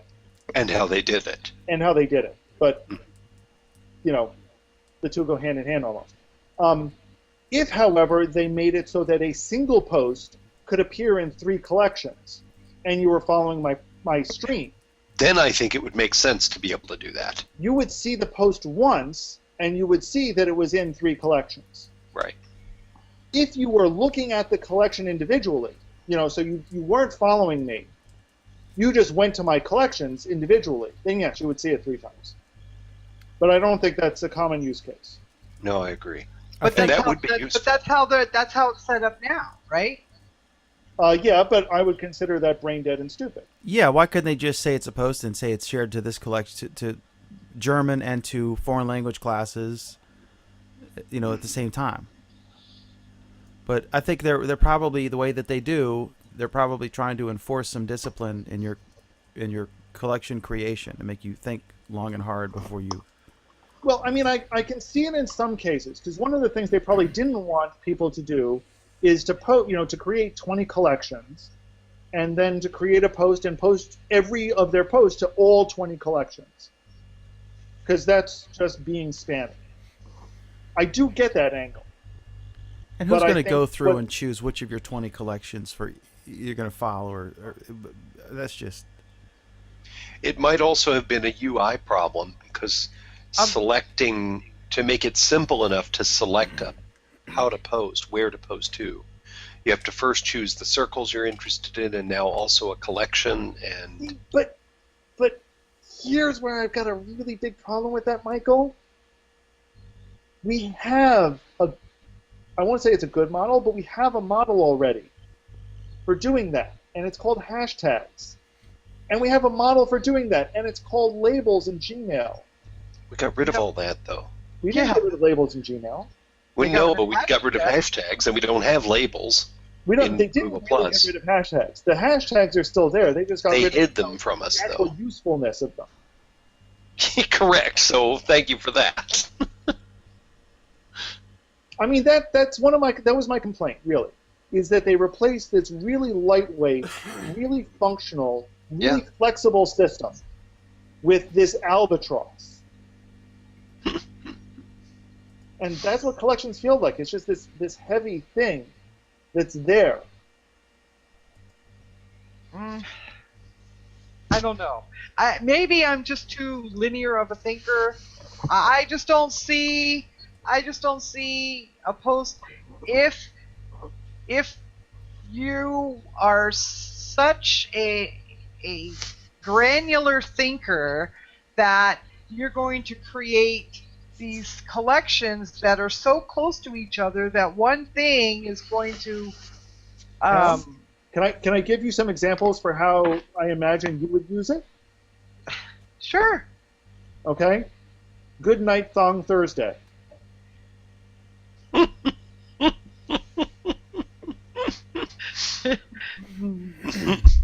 Right? I mean, presumably you could have a collection called for your Good Night post, and Yeah. you could have a collection for your Thong Thursday post. Yeah. I know they're now a community. That's if you were doing it as a collection. Yeah. And there would be there might be occasions where you would have a post that worked really well for both of them. I would just pick one.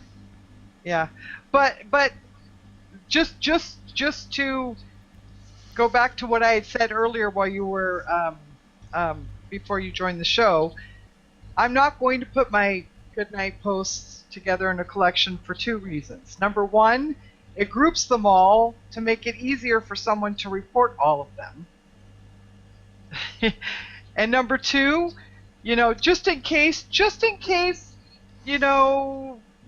someone who's high up at Google Plus doesn't like me very much or whatever, it makes it very difficult or makes it very easy for them to see, to have ammunition. And I really would rather just not. Pam, do you seriously think that you're flying under Google's radar? Well, no, Yonatan blocked me. I don't think I'm flying under his radar. But I have there for some reason I can't fathom.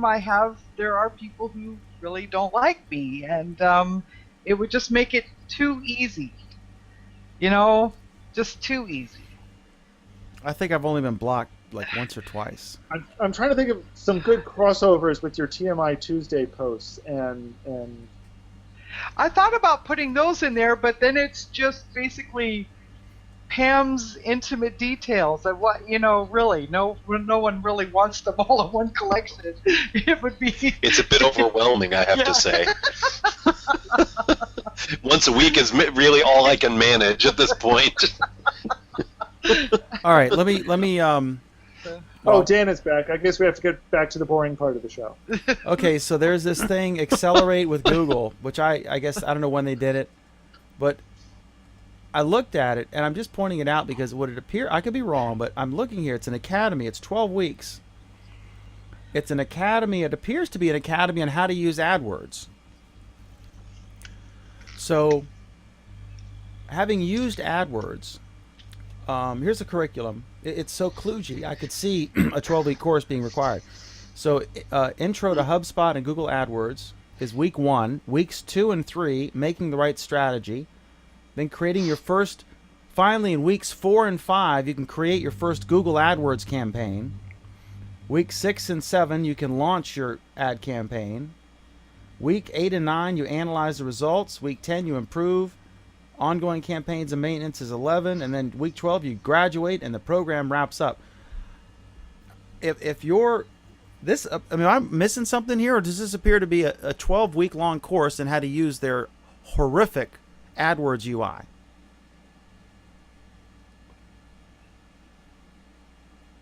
I know you're not asking me. And probably not me. I guess that leaves me, but I don't know why he'd be asking me. Dan, you may be the only one in the group that knows anything about this. About AdWords? Yeah. Why did you think I know anything about AdWords? No, that's what I mean. Dan may be the only one who knows anything about it. Okay, it's a shame Ronnie Bincer isn't on. But I would say that it's unlikely that they're doing 12-week course, and what you just described doesn't sound like a 12-week course on the UI. The UI is how to use AdWords. But it's not the UI that they're talking about. It's the use of the function.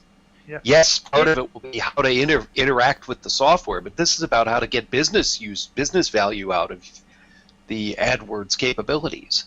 So when I first joined Google Plus, not too long after, I think it probably maybe 6 months or so, Google offered a course on search. Which I took. It was a free course, and it wasn't, how to interface with the UI. The website. It was how to choose, how to search well, how to choose. Yeah, it was how to dissect the things you were interested in finding. How do you decide what the search words should be?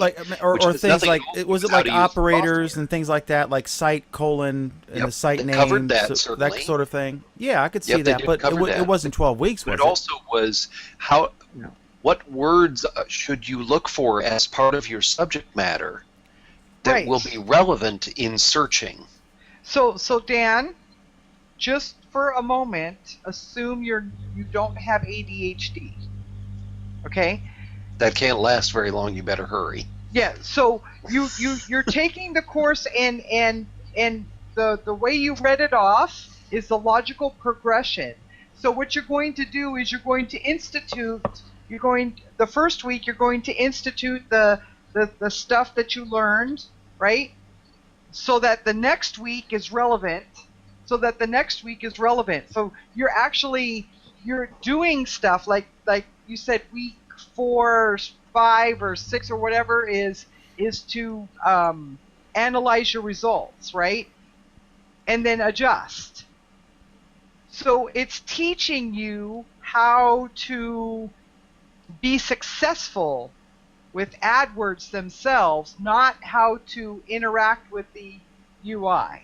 Does that make sense? Yeah, and it sounds like if your job, if you were managing, say I want you to blow $50,000 for our company, and that's your job, I could see where this could be very, very important to become an expert in 12 weeks, or at least, functional enough to be But dangerous. essentially, everyone who uses this ought to go through a course like this to have the real insight into how to Right. get real business benefit out of using that software. And the truth is that Google does employ people who interact with AdWord customers. Yeah, you can actually call them, to and they're help very them- good. They're very helpful, and they, Help. yeah. Yes. So this is basically, tech service for, or not tech service, but maybe addressing some of the more mundane questions that arise. Like, how do I maximize my results, or things like that.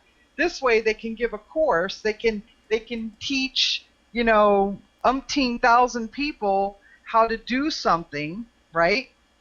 So that, And they can put in the course material, they can put the very best content that they have available to offer, which Right. is not available on every single chat or phone call interaction with a client Right. that needs help.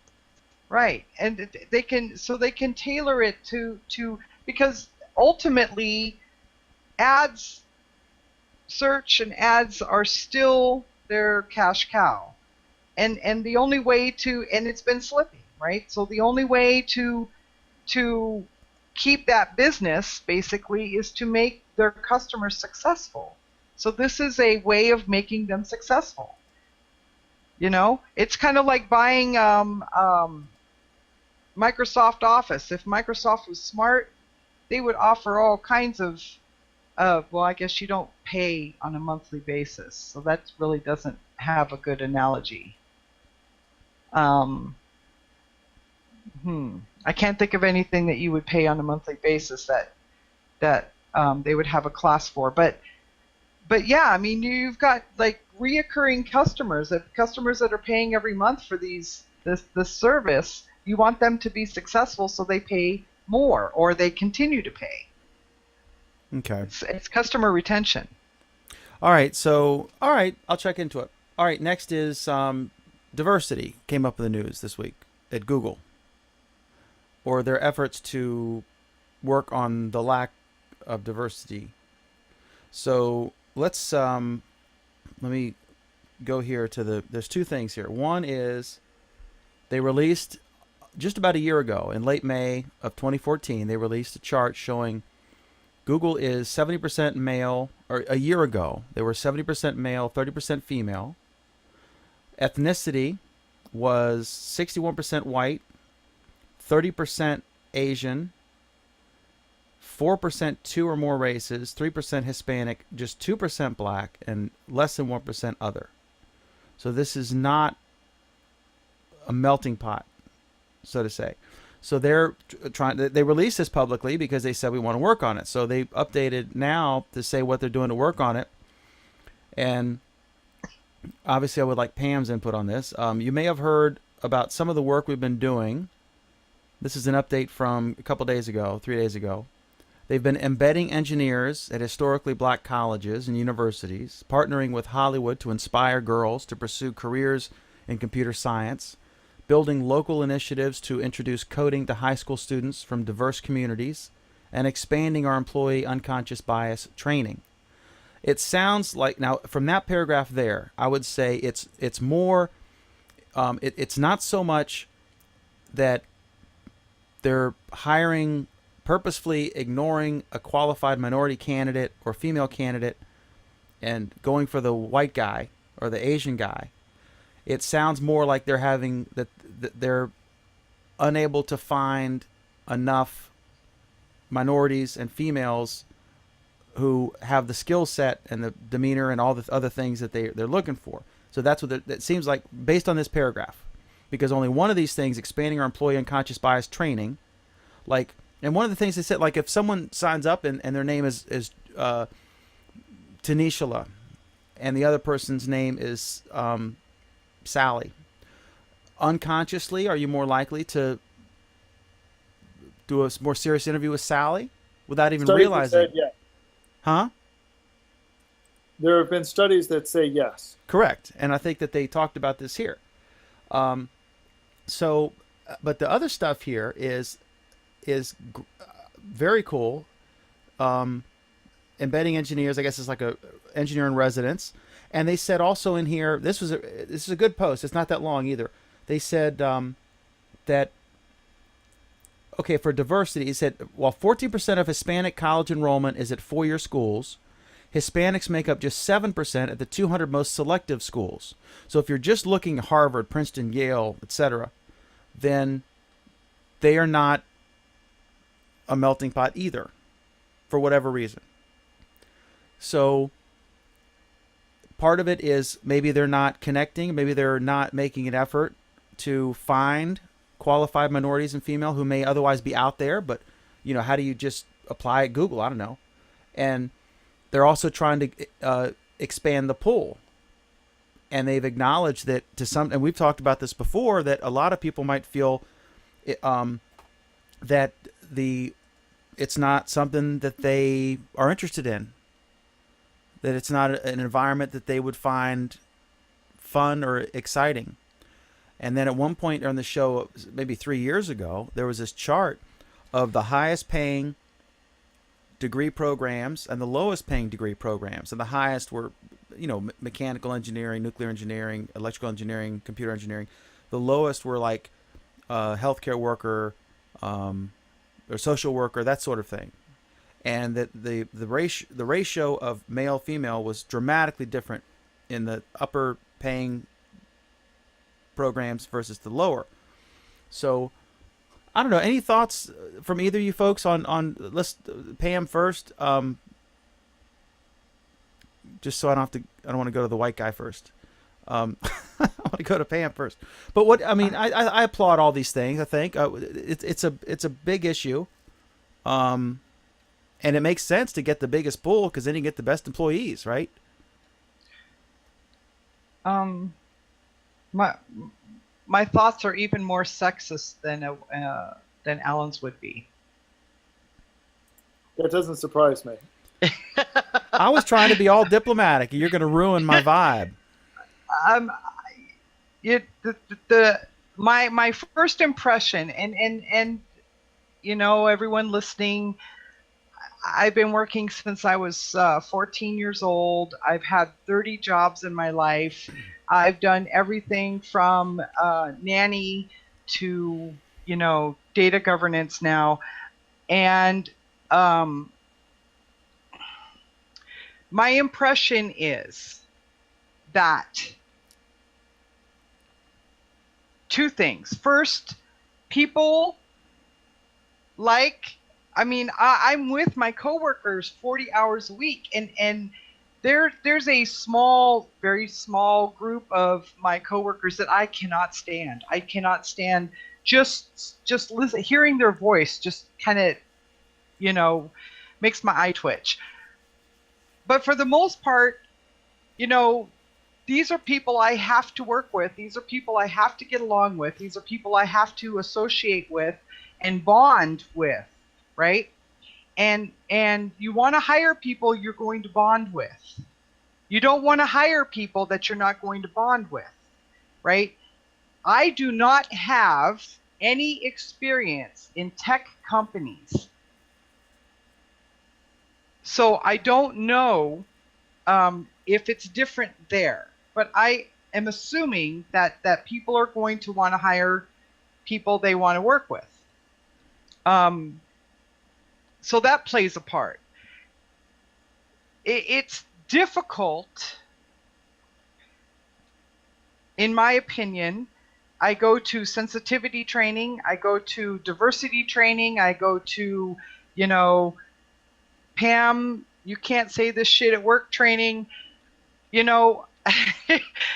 right? And it's difficult to navigate today's work environment. You never know when someone's going to take offense. I had someone take offense to some completely innocent conversation. They walked in on... Sorry, Pam, do you expect us to believe you actually have completely innocent conversations? They overheard Absolutely, it, I or did. you had the conversation with them? Do tell. We're getting to the No, juicy stuff. I was having a conversation with someone else about something that he asked me, and a female walked in on the last half of the last sentence of my reply, and made these giant assumptions.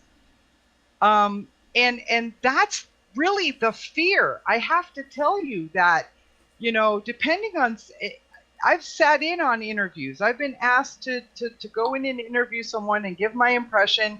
And I have to say that if my impression is this person is going to be a problem, if this person is uptight, this person's got a chip on their shoulder or whatever, then I'm not going to hire them. Okay, so I Pam, don't want them working there. along the theme you're saying there, historically, and not a very long history, because the tech startups haven't been around for a millennia.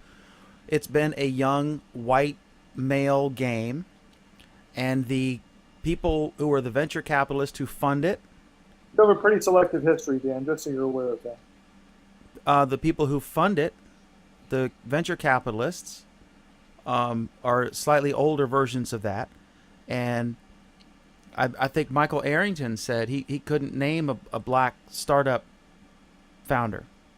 And he was just doing an interview or something. Michael Arrington, the founder of TechCrunch, who went on to do whatever. And he got beat up over that. But I mean, the venture capitalists don't do the hiring usually. It's usually the people they're funding, right? But the same kind of goes. I'm talking about so the whole if- clique involved in that whole Silicon Valley Yes, thing, But there's a click for a reason. There's a click because you want to be surrounded, especially in an innovative environment. You want to be surrounded by people that you can innovate with, that you can communicate with, that you feel comfortable with, right? And whether it's conscious or unconscious, that is part of the reason why My the problem. diversity isn't there. The other part is, I'm sorry. Go ahead. No. If you want to go to the other, my issue with that is that it seems like there is, at the same time, on one hand, let me start by saying I fundamentally agree with some of your premise there. I think the problem is that a lot of people then start making assumptions and building in expectations, and those are false expectations. Absolutely, they're false. And I think that's the real problem with diversity. Isn't that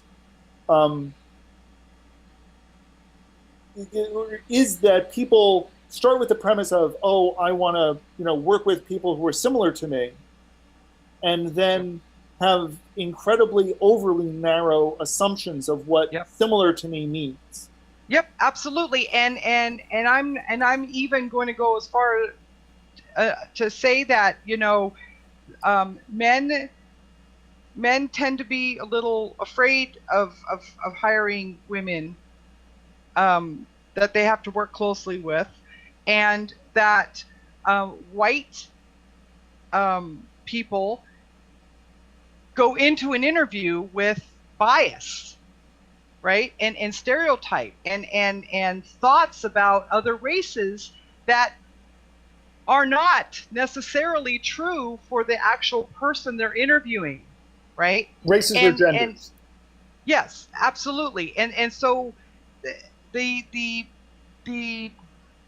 default is I'm going to go with what I assume about somebody else, and that's a really hard. I don't want to say habit, but that's a hard train to stop.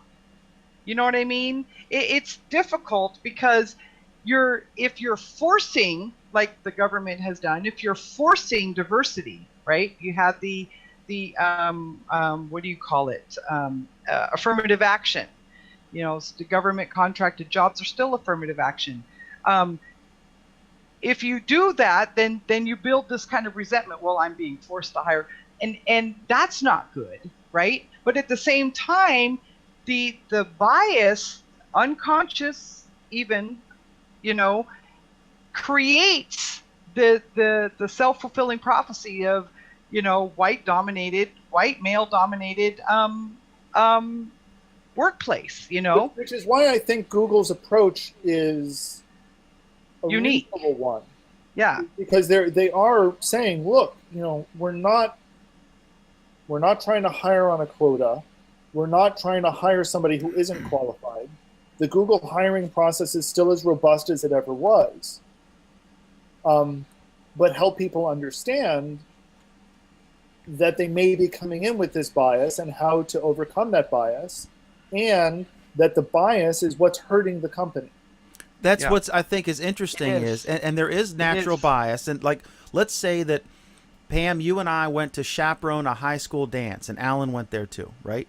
So we're going to encounter some teenagers, and just social conversations. We're going to encounter some teenagers. Then you're going to encounter some women your own age, and you're going to encounter some of the dads, and you're going to encounter some older folks, right? And maybe some black, white, Asian, whatever. Now, I think all three of us are we're not like cocooned, you know, and I've lived in all over the world. So, but I would probably feel not so much most comfortable, but I'd probably be have an easier conversation and joking around quicker and male bonding or whatever you want to call it with the dads my own age than I would the teenagers or the super old folks. And you could carry that on. Maybe I'd be like a 20-something female teachers if there was a group of 6 or 7 of them chatting away, right? And you see people in the lunchroom in a big school, you'll see the Asians sit together, the blacks sit together, the basketball players sit together, and the football players sit together. The younger freshmen sit together. I mean, we do this. There's a natural segregation that occurs, for better or worse. Yeah. And I think it's good to have strength in community. I think it's good when someone from Cambodia comes to a town and they can look up where's the local church or whatever they do and enjoy their community and also, become one with the community. And look at the Marissa Mayer, and then I'll shut up. But the only reason that was a big story when she went to Yahoo was because she was a woman. It's so rare. If it was a white guy leaving Google to head up Yahoo, it wouldn't have been nearly the giant story that it was. And I think she would probably have the same problem. If she wants to hire more women, she'd have the same problem here. What I like about what Google's doing is that they're approaching it like an analytical problem. There's on what Pam is talking about. How do we do how do we identify and get experts on unconscious bias? Like maybe you don't return Tanisha's call or give her as serious an interview as you do Sally's. And how do we get a bigger pool? Because we don't want to dumb down the standards. Dumb is a bad word, but we don't want to lower the recruitment standards. You want to increase the quality of the candidate pool. And that just gives you, it's much better if you have 10,000 candidates for 1,000 jobs or for 100 jobs from which to choose than to only have, 1,200 candidates for 1,000 jobs. So it's in everyone's best interest, the applicants and the hirers, to have a much larger pool of talent. And you see, that's the issue that I think people overlook is, they look at diversity efforts like this and they say, oh, look, it's just, they're just trying to fill quotas. They're just trying to hire diverse, and there's, no good reason for it. And I think Google and many other tech companies are saying, no, there is a reason for it. And the reason is our clients are not all white males. They are, they're a diverse set of people. And the best way to create things for a diverse set of people is to have a diverse set of creators. Yep. Now, that's not saying that a black woman is only going to create for other black women. It's not saying that a white male cannot create for a black male. What it is saying is that if you get more people who think and work in different ways, who have different experiences, then you're going to have an increased chance of being able to create stuff for a very diverse population. And it's hard, it is. Go ahead, Pam, I'm sorry. I was just going to say that works really, really well in brainstorming sessions. When you have the diverse crowd in a brainstorming session. I've had both, where you have nothing but the establishment of managers and stuff like that, and then when you have the actual people and they're different, they come from different backgrounds, and they're, you know, different genders, and they're different races and stuff like that. They have unique points of view, and that's where innovation comes from, in tech, in science, and any kind of highly competitive business. And I've seen the magic, you know. But the code word there, Pam, is on the other side of this.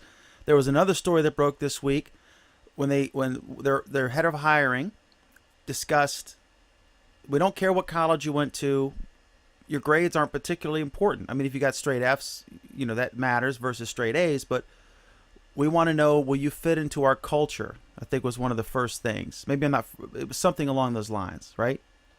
And that's true. I mean, this is a complex situation. This is like, how do you fix Baltimore, right?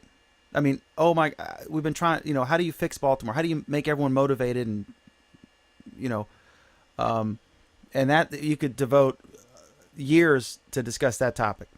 But it's kind of the same thing. We have come a long way. If you look at shows like Mad Men, is that the one where it's like, you know, the cute little secretaries and the white men are all the ones doing their important jobs and stuff?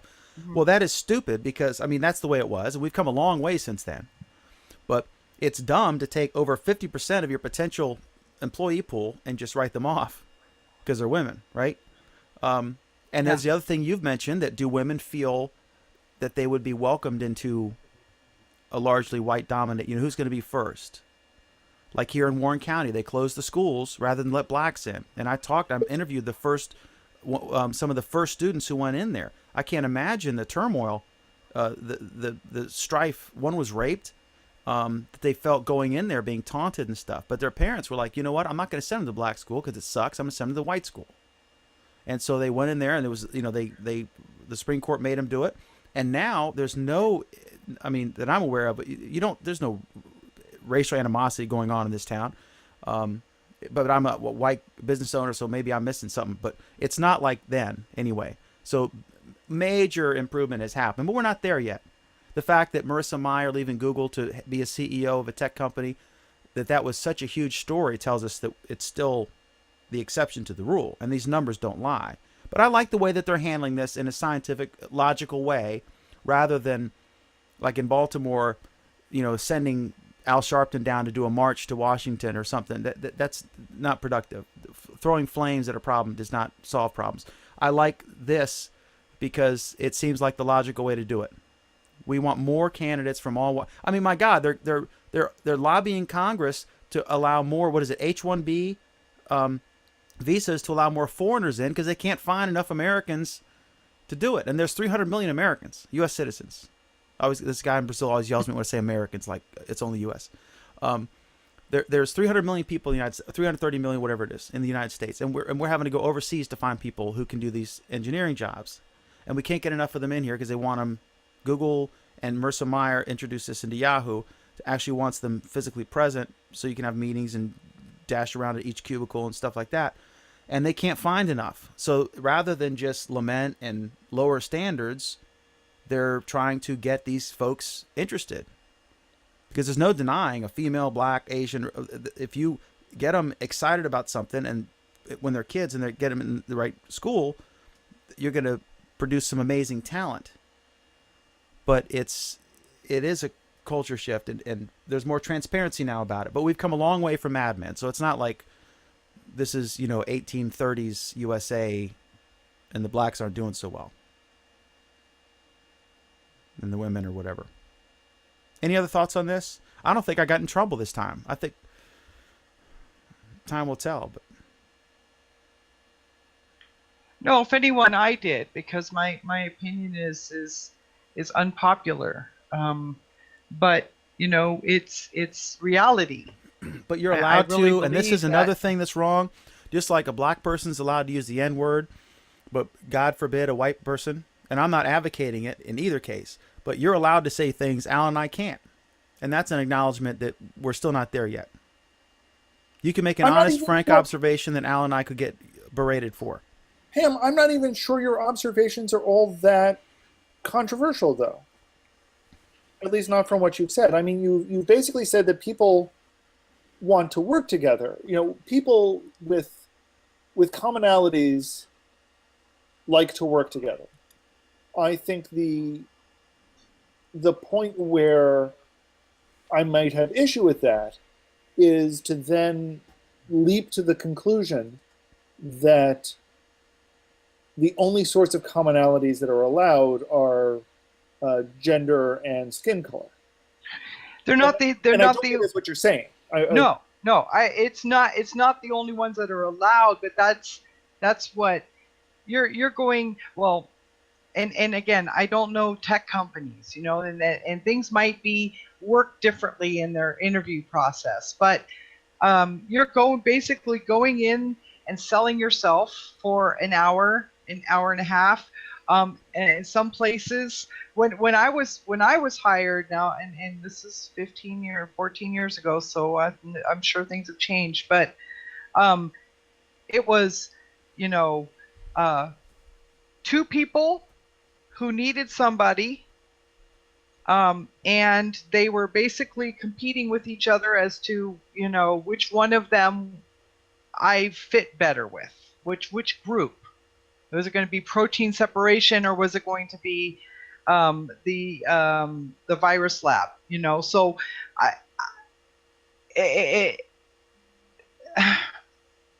and I think that's still. I mean, I think that's largely true in tech companies, and I think that's largely true in a lot of places. I think what the issue is that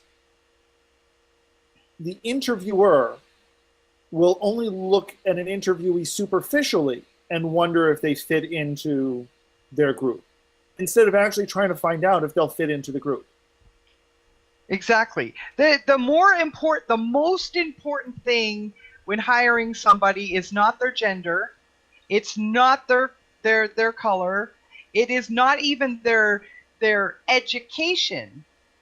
It's their experience and their personality. How is their personality going to fit with your group? And if you're a competent manager, you're going to understand how to figure that out during the interview, because you're basically going to be putting someone into the group and forcing people to work together. And if the person is an asshole or a jerk, or has a chip on their shoulder, or takes offense at every single little thing, and that doesn't fit with the rest of the group, that can cause a real problem, not just for you, but for everybody that has to interact. The problem I think that we found, or that we're seeing in a lot of tech companies, other companies as well, is that the tech companies started out by hiring the arrogant guy, and as the company grew, he was the one who essentially needed to hire, the other team members. So he also kept hiring other arrogant assholes. So you now have a team full of white male arrogant assholes, which is a team that works well together, but is not necessarily a good team for other reasons. And you see this not just with white males. You see this. It could be an office full of women, and the boss is. Yeah. I think Michael Dukakis said the fish rots from the head first. There's a lot of truth to that. If the boss is a happy-go-lucky, friendly but competent guy or gal, he's probably going to hire similar people, and it's going to be a fun office to visit or get work done with or whatever. If the boss is an asshole, then the only people going to work with him are assholes, and everyone's going to be pissed off all the time, and it's not going to be a pleasant experience. It's going to be like living. There's actually a guy at where I work who actually made this statement to one of his reports, that he doesn't like working with women. And in fact, he chased all but one woman out of the company that worked for him. And He didn't get you, huh? Yeah, I didn't report to him. But I've slammed him a few times in meetings because he's also comes unprepared. But that's beside the point. But it's stuff like that. I mean, you actually have that. There's a person who's in a managerial position who actually will not hire a woman. You know, that kind of attitude and allowing that to continue by the people above him, right? Starts to erode the company culture. I could tell you, I've been in similar. I've had hundreds of employees. I've fired probably 200 people in my life. I've hired I don't know how many. I've had as many as 40 at a time, employees, and employees are independent contractors in various businesses. So I could tell you, sometimes you get in a situation where you hire someone and there's animosity, and you're trying to figure out. You're not there. Who's the jerk? Who's the good person? And is it shades of gray in the old sense of the word, not the new one? And it's a tough call. And it's like, okay, well, this person's a jerk, but they're really producing results. And these are very difficult. I hate that. I like it when everyone gets along, but sometimes there's animosity, and then how do you deal with it? What's the fair way to deal with it? And can they stop acting like kindergartners? But sometimes the personalities are just sandpaper. Two people just do not get along. I don't know anything about this guy you're referring to, but I've seen similar situations. So anyway, I think the way Google's going about it by trying to approach it analytically and not emotionally, I think makes sense. What I would like to see them do is on March 28th, or May 28th, I guess, of 2014, they released their diversity chart, or their lack of diversity chart, which probably mirrors most companies that size. I doubt you'd find anything dramatically different at Yahoo or Facebook or Microsoft. I'd like to see them release that chart each year. I think that would be neat. And well, that is their plan. In fact, weren't they doing it each quarter? Maybe it was each year. But that was the intent. Excellent.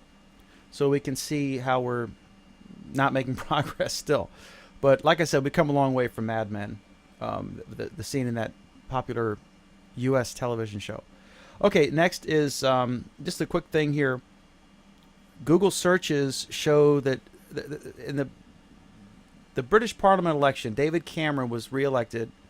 At last I saw, I think he needed 326. He got 337. And they thought he was going to lose and have to do another coalition like he did last time. He's the Prime Minister of Great Britain. So not the political part of it, but just the text side of it is how the polling. And we've seen similar situations in the U.S. where exit polling is flawed, where the polls leading up to the election don't match the result, and you don't know. Like we saw a lot of people, my parents included, thought that Romney was going to win the general election. Nate Silver came out, a blogger who was at the New York Times and then went to, I think, ESPN, and is now independent again, or I forget the details there. But he was the most accurate polling. But I looked at the polls and I was like, Obama's going to win. Romney has no chance. But on Fox News, they were just hammering away that Romney's going to do it. So I'm looking at. Hang on, whoa. Okay, we've got two things here. One, the UK exit polls were almost spot on. They were almost spot on to the point that nobody believed them when they first were talking about them. But that was the exit polls. Okay. Second, when we're talking Nate Swanner, he wasn't doing the polling himself. Right. He was like what Real Clear Politics does. He was aggregating, but weighing them. He wasn't just a straight average. He was weighing the credit. He was doing analysis to say this person's right more. Charlie Cook is right more often than Rasmussen or vice versa, whatever it is. And Gallup versus so he was kind of weighing everything, and so he was. So certain organizations were essentially were cherry picking the polls that they liked. Well, Nate Swanner stepped back and said, "Look, here's what the polls are actually saying. Here's what's going to happen, and he was spot on. And he said that others were very, very close. That he said he was unduly praised for that, because he said others were just really, really almost spot on like he was, but because he was like 0.01% more accurate, that he got all the praise. And because it was an interesting story, and some blogger beat everybody, right? Beat Gallup, everybody. So that was news, because it was new.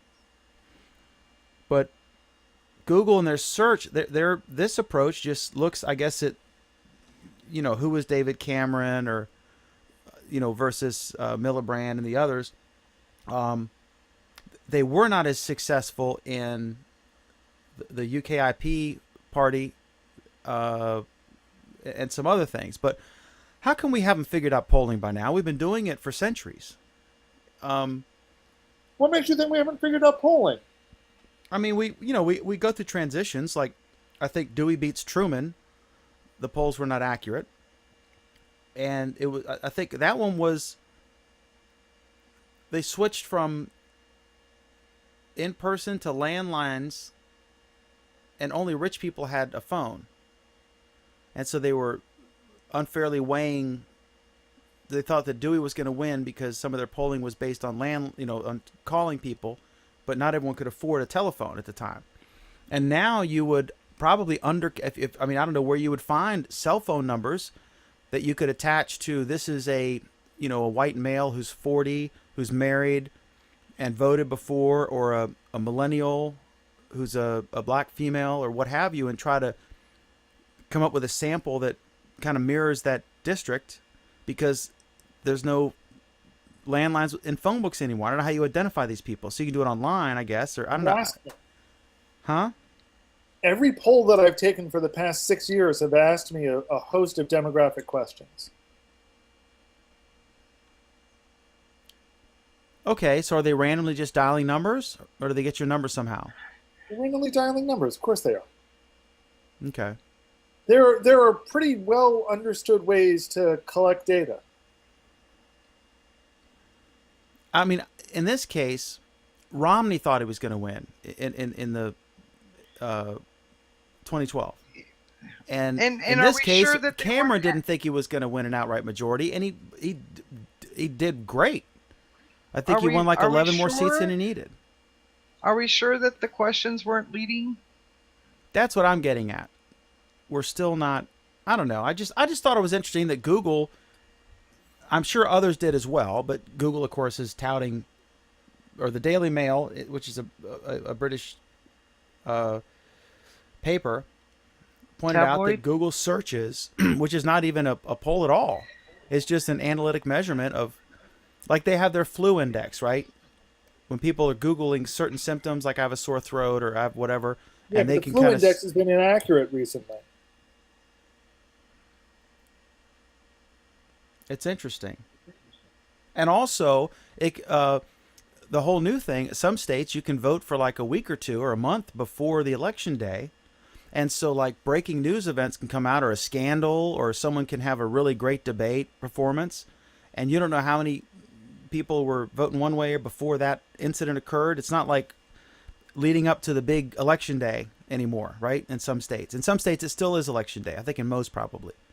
But it's just why would that matter? Would it matter? Well, you could do traditional polling leading up to. I mean, I do absentee voting every single time, so I basically get my ballot, a solid month before. It matters, Pam, because in at least some areas, since recent laws have gone into effect, what used to be an incredibly small section of people who would do absentee balloting, there's essentially now a major shift in the number of people who are voting before election day, whereas before it used to be a very, very tiny percentage that would almost never change the outcome. And it would typically skew Republican, the absentees would. And so you could look at the numbers. And I've done this on election night, where either as a political operative when I was much younger, and now as a journalist, the revolving door, we would look at this and we'd say like our margins here, but we have this district coming and it's largely white, largely black, largely Hispanic, whatever it is, and we know like how they typically vote, and we look at the pattern and you can tell very early on, oh shit, we're done, we're toast, or oh it's looking good, or it's neck and neck, based on those things. But it's changing dramatically when you have like 30% voting over a month period. That how do you predict that? And because events can skew. If they voted on a Tuesday and Monday there was a big scandal that came out, or if it was on Wednesday, so that didn't affect them. And who's voting and when? I mean, it's just so I find that stuff fascinating. I wish someone could figure out the foolproof poll method, but as soon as they do that, it'll be done. Well, we don't have foolproof poll methods because pollsters aren't foolproof. We have this comment from Cy. Skewed polls can affect the actual vote, so some campaigns will list a skewed poll. I think the UK is among the countries that do not allow poll results to be published during the election. And I believe that's true. Yeah, they can only Also, it was weird because there was a coalition where the Liberal Democratic Party, their leader was the deputy prime minister, and so their coalition did not end until 10 days before the election. So he had to be a team player with the government until 10 days before the election. Then he could go out, and he was forced to, as part of the government, he was viewed as having gone back on some of his earlier views, and that hurt him badly. And so now there's like they've lost a lot of liberal. It's fascinating how the concept of a coalition government, which hadn't happened in decades in England. But anyway, it was an interesting thing to watch. So we'll see. But they're both. We got along with Tony Blair. We'll get along with Cameron. Whoever wins, it's in both of our best interests to get along. So. Congratulations to the United Kingdom. Okay, so or to Great Britain. Okay, so Apple pushing music labels to kill free Spotify streaming ahead of Beats relaunch. So that is And Europe is investigating Google.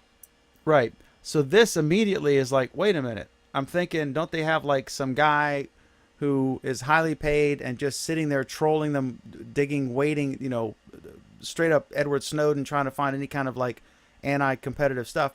So then you read the fine print and you see, I don't know how much of this you read, Alan, but could you tell me what is the difference between unfair anti-competitive collusion, as in the case of them going to all the record labels, or all the Amazon case where they were trying to screw Amazon, so they got them all to switch to the whatever thing. And I can cut you off right now. No, I can't explain the difference because I'm not a lawyer and I'm not willing to spend 60 hours a week for 6 months trying to prove the case.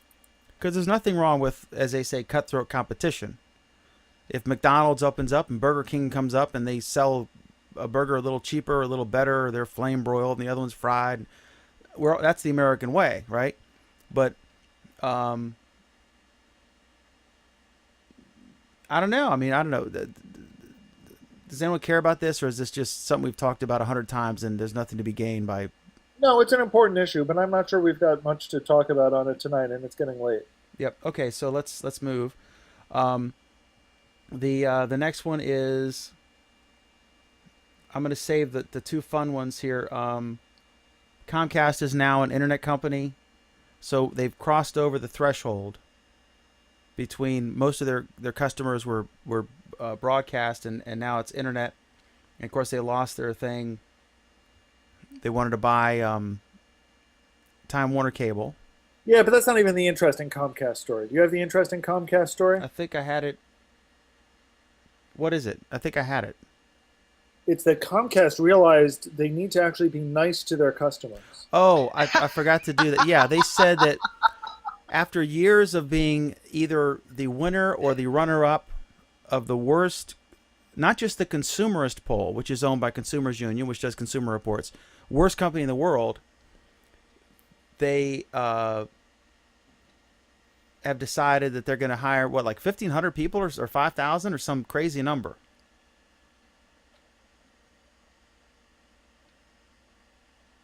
But yeah, so Comcast. I mean, speaking of crazy, Oleg joins us. What's up, Oleg? Just wanted to say hi. As soon as See- Hi, Oleg. Alan's smiling face. every time we and- mention Comcast, Oleg pops in because he wants to praise Comcast because he loves Comcast because they're just like his favorite politician, Putin. I'm just kidding, Oleg. How is that? Hey, I have a tech question for you, Oleg. First of I all, thought it was Alan's department. since we're obviously done talking about Comcast, I got a tech question for you specifically related to your business. Tell me the name of your business again, just because its name escapes me. We're in hour 3. Productive Computer Systems. Okay, and you you connect hungry people with wonderful No, restaurants. That's Takeout Online. That's called Takeout Online. And with the Okay. latest Google's announcements, is pretty much that was the death knell for that company. But Well, okay, see. so let's talk about that. That's one of our topics tonight. But my question for you is, I have a friend of mine, Yeah. and we'll switch to that What's one of topic our right now. topics Tonight and not on Monday. That Google search is going to allow people to order stuff from desktop and mobile. That'll be a Right. Friday topic. But here's my question for you before we get into that. Oleg, I have a friend who's just opened a restaurant, or he's about to any day now, like this coming week he's going to open. And I don't think he has any kind of he hasn't chosen which of the multitude of things. Now, if he was in your area, of course, I would recommend you. But he's in Virginia, and there are various companies that you can do an app or whatever. If he wants to make people be able to order stuff online and pick it up, or if he wants to do a delivery component, is there a go-to in the way that I would say if you want to do a search, go to Google, if it's a generic search? Is there a go-to company you would recommend? Because I know you keep tabs on all your competitors. yeah, the biggest ones are Grubhub and Seamless. Those are the biggest. Seamless and Players. Grubhub. Yeah, and E24. They're trying to be, they're the next one. in Okay, line. so So those are the three companies that they dominate the East Coast, and now they came to the West, and they're trying to dominate to a degree. are they everywhere, or are they only in specific markets like Uber? They're only in certain markets. They're not everywhere. Number one. Number two is, I don't see their huge presence. I just see, a certain amount of presence. And to be honest, I question whether it's going to be another Google Reader in terms of what they're doing. We're We'll see. in a redneck town, 45,000 people, a town I adore. I say redneck affectionately, rural area. There's no Uber or anything like that. So probably Right, none so of these basically the services one are you here. So deliver what is- should he yeah. do? So what he can do if he doesn't have to have? Does he have his own delivery people? Well, there's actually a cab company that does $3 in-town fares that is Okay. literally right across the little street, the 2-lane street from him, and he's expressed an interest, so that may be an option there. Or he could hire his own people, some combination thereof, So right? basically, because I know on the East Coast is a popular deal where people have their own delivery people. So he could even use my software.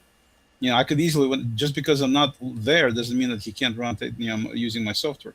My software will run just fine in Virginia, just like it does anywhere else in the States. I got one guy in San Diego, one guy in Las Vegas that's running my stuff. So it's not a problem. I can hook him up with my stuff if he wants. And then if he gets these people, obviously I can't do deliveries for him, but if he gets these people to get deliveries going, then I can help him interface the whole thing. So, the proper people will get their text notifications and they'll know where to go and, everything involved with that. So, I'll just put have him you contact guys- me. I'm sure I can hook him up. I'll absolutely put you guys in touch and Yeah. tell you both that you're both friends of mine. So, it's worth a conversation. If it works, it works. So Absolutely. here's the thing. Here's the news story that came out this week about this, that Google is going to start, if you search for like a restaurant name, or I tested, I couldn't duplicate it. I'm not sure if you just say like pizza or pizza Right. delivery or whatever. But if you if you're in a town that has one of these services, that in the Google search results where it says like you can call them or you can go to their website, one of those little things will be order, and then it will let you say, do you want to use Grubhub or do you want to use one of these other ones? And they're only working with 6 of these companies so far.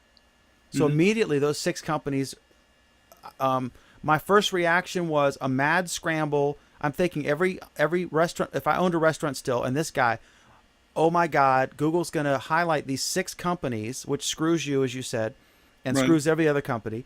And they're going to force every small business to go into a panic mode and have to contact all these companies and waste time.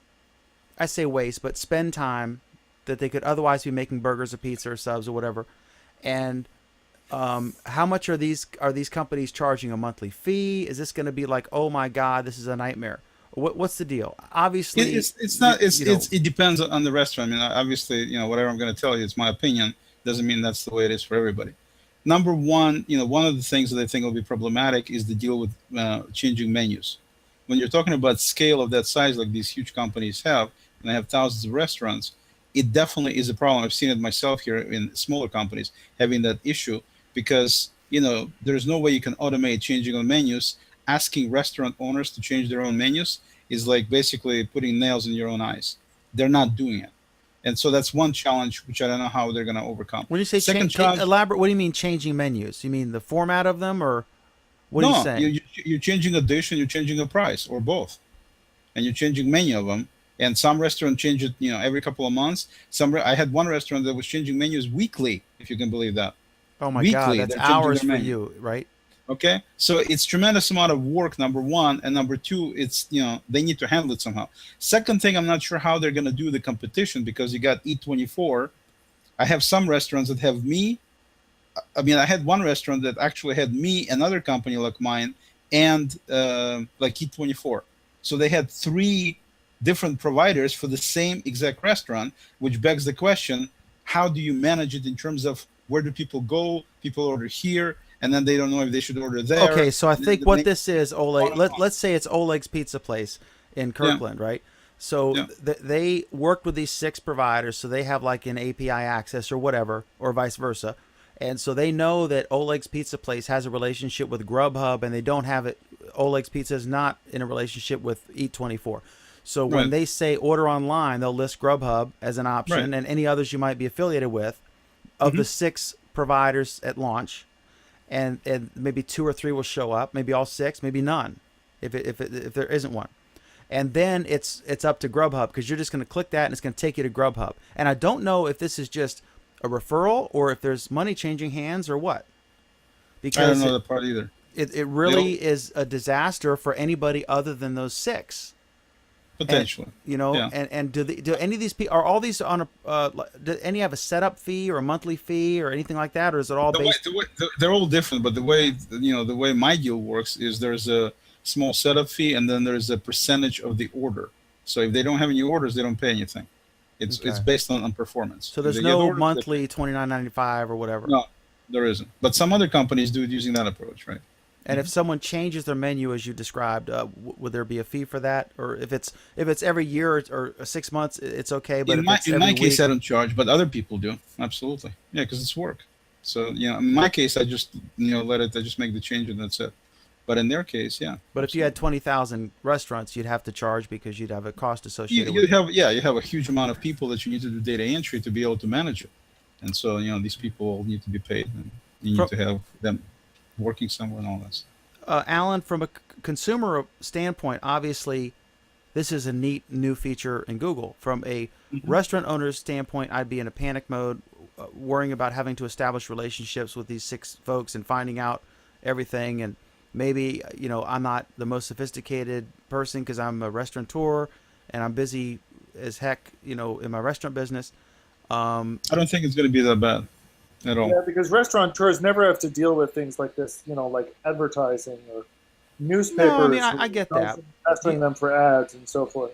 Right, Dan? So you think my concern is overblown? Yes, I do. I think the concerns are overblown, but I also think the feature is overblown. I don't think you're going to see. I don't think it's going to make a huge dent in much of anything. It's going to be like 5 or 6 pizzas a month versus like I've lost 30% of my business. Yeah. Okay. I don't see this making a huge dent. Yeah, I agree with that. Okay. In fact, I like I said, I even wonder if a year from now we're going to see this becoming another Google Reader situation. Okay. All right. So the Skip Lagged lawsuit, I just wanted to update that.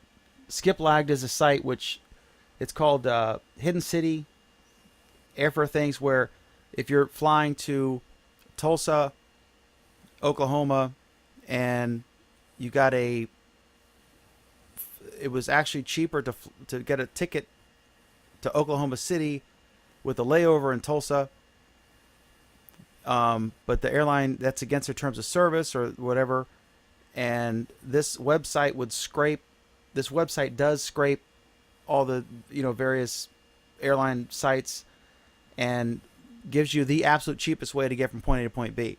So they were sued by United Airlines and by Orbitz. Orbitz, I think, dropped the suit. United Airlines kept it going. And a judge, then the guy did a campaign. And I support the guy, although I think he has no legal standing, and I gave him money. But I think he's going to lose because I think legally he's got no chance. But I like the concept of what he's doing. To just basically, it's giving people information, but he's technically violating the terms of service of the sites. So I mean, I see both sides. I think legally he's wrong, but morally, go get him. So I gave him money, and I think he's going to lose. So it was, whatever. But anyway, it was thrown out because of jurisdiction. That United had sued him in a different jurisdiction that wasn't applicable according to the judge. So I think United's going to go back, but it's more negative publicity for the game that is played by these airlines. Okay, let's talk Keurig, the coffee pot that introduced. I think it's the #1 coffee seller in the United States, Green Mountain Coffee, and they introduced a new coffee pot, the Keurig 2.0, which had what we're calling DRM, Digital Rights Management. That's the term du jour for this, where you could only use their new approved cups before, because their patent ran out. So before they had a patent, so you had to deal with them and get a licensing fee if you wanted to have Maxwell House or Folgers or Starbucks in K-cups for these coffee pots. So then it's like a September or two ago, the patent ran out. And so anybody could, Walmart could have a great value K-cup. Maybe they didn't call it a K-cup, but they could say it's compatible with K-cups, just as a knockoff cologne can say compare to Drakkar Noir or whatever. So then they introduced the new coffee pot, which required a special ink to be on the K-cup lid. Not exactly, but keep going. Something like that. Get to the point already. And if it wasn't an authorized one, you'd get an oops warning. And then a bunch of, including me, people on the internet shared various hacks. And now their sales on the machines have dipped like 20 to 30%. Although their coffee's actually up, but not where they thought it would be. And so they're getting a real PR hit and a financial hit. So now they said they're going to reintroduce the thing they took away, which is the cup where you could just put whatever coffee you wanted in it. But this is, it's a DRM story, and it's just a fail story on a PR level. Alan, what are your thoughts on the Keurig gate? Keurig's fucked up big time. Okay. So. We use it at Ben's school. We still use it. What do you think about the technology is decent. It's incredibly wasteful. It's an environmental nightmare. But, other than that, the concept isn't too bad. But it's $50 a pound for coffee. It's basically an inkjet price. Even what they were trying to do with 2.0 wasn't inherently bad until they went with the DRM thing. Because that part of what's encoded in that message is various other things, including the size of the pod, if there are any other additional steps that need to be done in the processing, and so forth and so on. The problem is, at the same time, they made it incompatible with the old version, and that essentially screwed them over. And when Alan says some of the stuff that they were doing was innovative and cool, I think you could brew a carafe or whatever, and it would be able to tell what you were putting in the thing, so it could brew the right amount of water. And their excuses, they said that the reason they did the DRM was because if it was a knockoff cartridge, there would be some question about how much water was used, and it might be a safety issue, which I would equate with Subway when they were having issues with the actual length of their foot-long subs. They said that foot-long is our patented or a trademark name for our product, not necessarily indicative of the length of the sub, which was a big PR fail. Big shout out to Tech Webcast, the #1 show of any kind in Australia. You can check them out with Brad and the gang. Techwebcast.info. Alan and I have both been on it. I don't know if I think Oleg's been on it. I don't know if you've been on it. I don't think so. We gotta get Oleg on there. I don't go to Australia these days. And then I just thought this was funny. The 787 has to be rebooted. I had this lined up for last week, Alan, but we never got to it. The bird flew into the deal. That deal. No, the airplane has to be rebooted every 248 days. I just thought that was interesting. That like I was fascinated when my Vizio TV would suddenly reboot. I'd be watching something, it would reboot. Can you imagine an airplane? Do you really find numeric overflows that interesting, Dan? No, I think it'd be interesting if like this is your captain speaking. Everyone, hang on tight. I forgot to reboot the airplane before we took off, so everything's gonna go dark. For a while, right? Everything's gonna go dark for a couple minutes while we reboot. And we're gonna drop altitude. We're gonna drop. But I've increased our altitude prior to the rebooting, so assuming everything goes as planned, it will be fine. If you see a blue screen, jump. That's pretty funny. No, but did you see this post they had about I think it was 787 too, that the bird flew into the front of the airplane and made the huge indentation in the front of the airplane. I thought it was amazing how one bird can make that kind of an impact on an airplane, but I guess it did. So they're going 600 miles an hour. Consider the relative speed. Well, I know a 747 goes 600, about 650 cruising altitude, right? Or cruising speed? 650? I know, but I mean, the thing is not made out of paper. I mean, how is it that, and the bird doesn't weigh that much. It's not like it's an impact. It's a high-speed impact, but I mean... Aren't they aluminum, though? I don't know what they make. Oleg, what's the formula for force?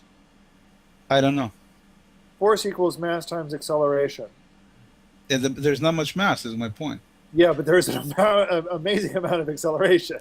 But if you took obviously an aluminum can is real thin, and an airplane is thicker than that. But if you took like a cooking pan, an aluminum skillet or saute pan, and you threw that, if you were rushing that thing at 650 miles an hour, and you hit a bird, you might do some damage to the pan at that velocity.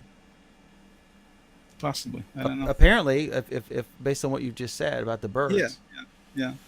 The Air Force has a gun called the chicken gun. It uses it to shoot it at planes for testing. They literally shoot chickens? Yeah. Are they frozen, alive, or? They're thawed. It's interesting. Wow. Someone's job is to do that. That's your job. There's a whole research facility dedicated to it. Shooting chickens at the airplane. What? They breed chickens specifically so they can shoot them. I think PETA should be alerted to... All right. Any other final thoughts? Oleg? Chicken gun was first used in the mid-1950s at de Havilland Aircraft, Hatfield, United Kingdom. Final thoughts? Yeah, we need to do a collection on, different chickens. Tell us what you think about collections, and tell us how your Google Plus week was. Google Plus week was okay. In terms of collections, I think it's an excellent new feature. I think it could be used pretty productively for businesses, because you can put together, it's almost like, think of it as putting together like a little exhibition that you can have things dealing with who you are, what you do, showing products, different things like that. But in other words, it's not like a community from a standpoint because you're dealing with people. Here you can actually deal with a particular topic or particular products, particular company, which I think would be very useful. And at the same time, it's pretty easy to set up. And I think it's an excellent tool from just having this concentration ability.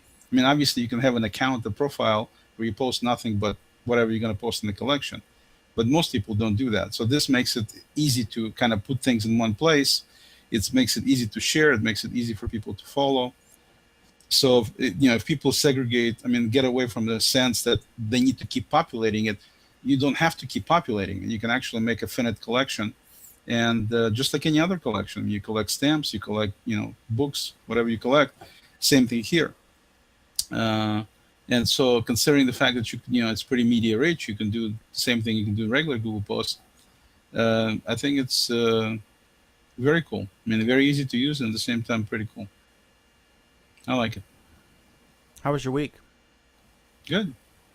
Ben's sick. Other than that, everything's hunky dory. Hope My you feel mother-in-law went through a hip replacement surgery today, so that was exciting. And then they couldn't wake her up; she couldn't breathe. So it's an exciting week this week. Ben just has a leg bleed, so He has a he's leg getting better. bleed? Yeah, Wow. internally. All our best to Ben, who's not Thank been on you. the program in a couple years. Yeah, we're gonna have to bring him back. He's one of our favorites, especially when you leave the room and he can tell us funny Oleg stories. Yeah, I don't know about that. I imagine there's quite a few. Alan Furstenberg, how was your week, sir? You're not going to ask me what I think about collections? Oh my God. I don't have that kind of time. We're going to come up against the hard break at 6 hours, right? I can be really quick on this one. Go ahead. Okay. If they didn't screw it up, which they did, collections would be awesome. As it is, they're just really good, with the potential to be damn fine. Are they going to fix it, or is it going to be... Are they going to fix it? What kind of stupid question is that? This is Google Plus. Of course they're not going to fix it. But you remain optimistic. I'm, stupidly optimistic. Is Ben joining us? Ben, are you joining us? Just show your face for a minute. Say hi to Dan and to Alan. Yeah, say hello. There we go. Sorry, for some reason my mic was muted. Hello. Sorry, but for some reason my mic was muted and my camera isn't turning on. It's weird. It's your mother's old Chromebook, so that's why. Well, go ahead. All right. Go, Anyway, just try say to, if hi. you can get the Tell camera Dan working. some funny story, and then we'll finish with that. What'd you say? Tell Dan some funny story. Yeah, Come tell on. us what's going on. Stuff, just nothing new really. We went to see the Avengers. That was exciting, no? Yes. Yeah, we saw Ultron, Age of Ultron in IMAX 3D.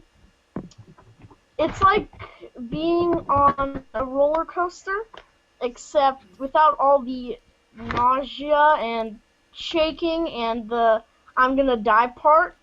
You remove that and replace it with more awesomeness and Hollywood stuff.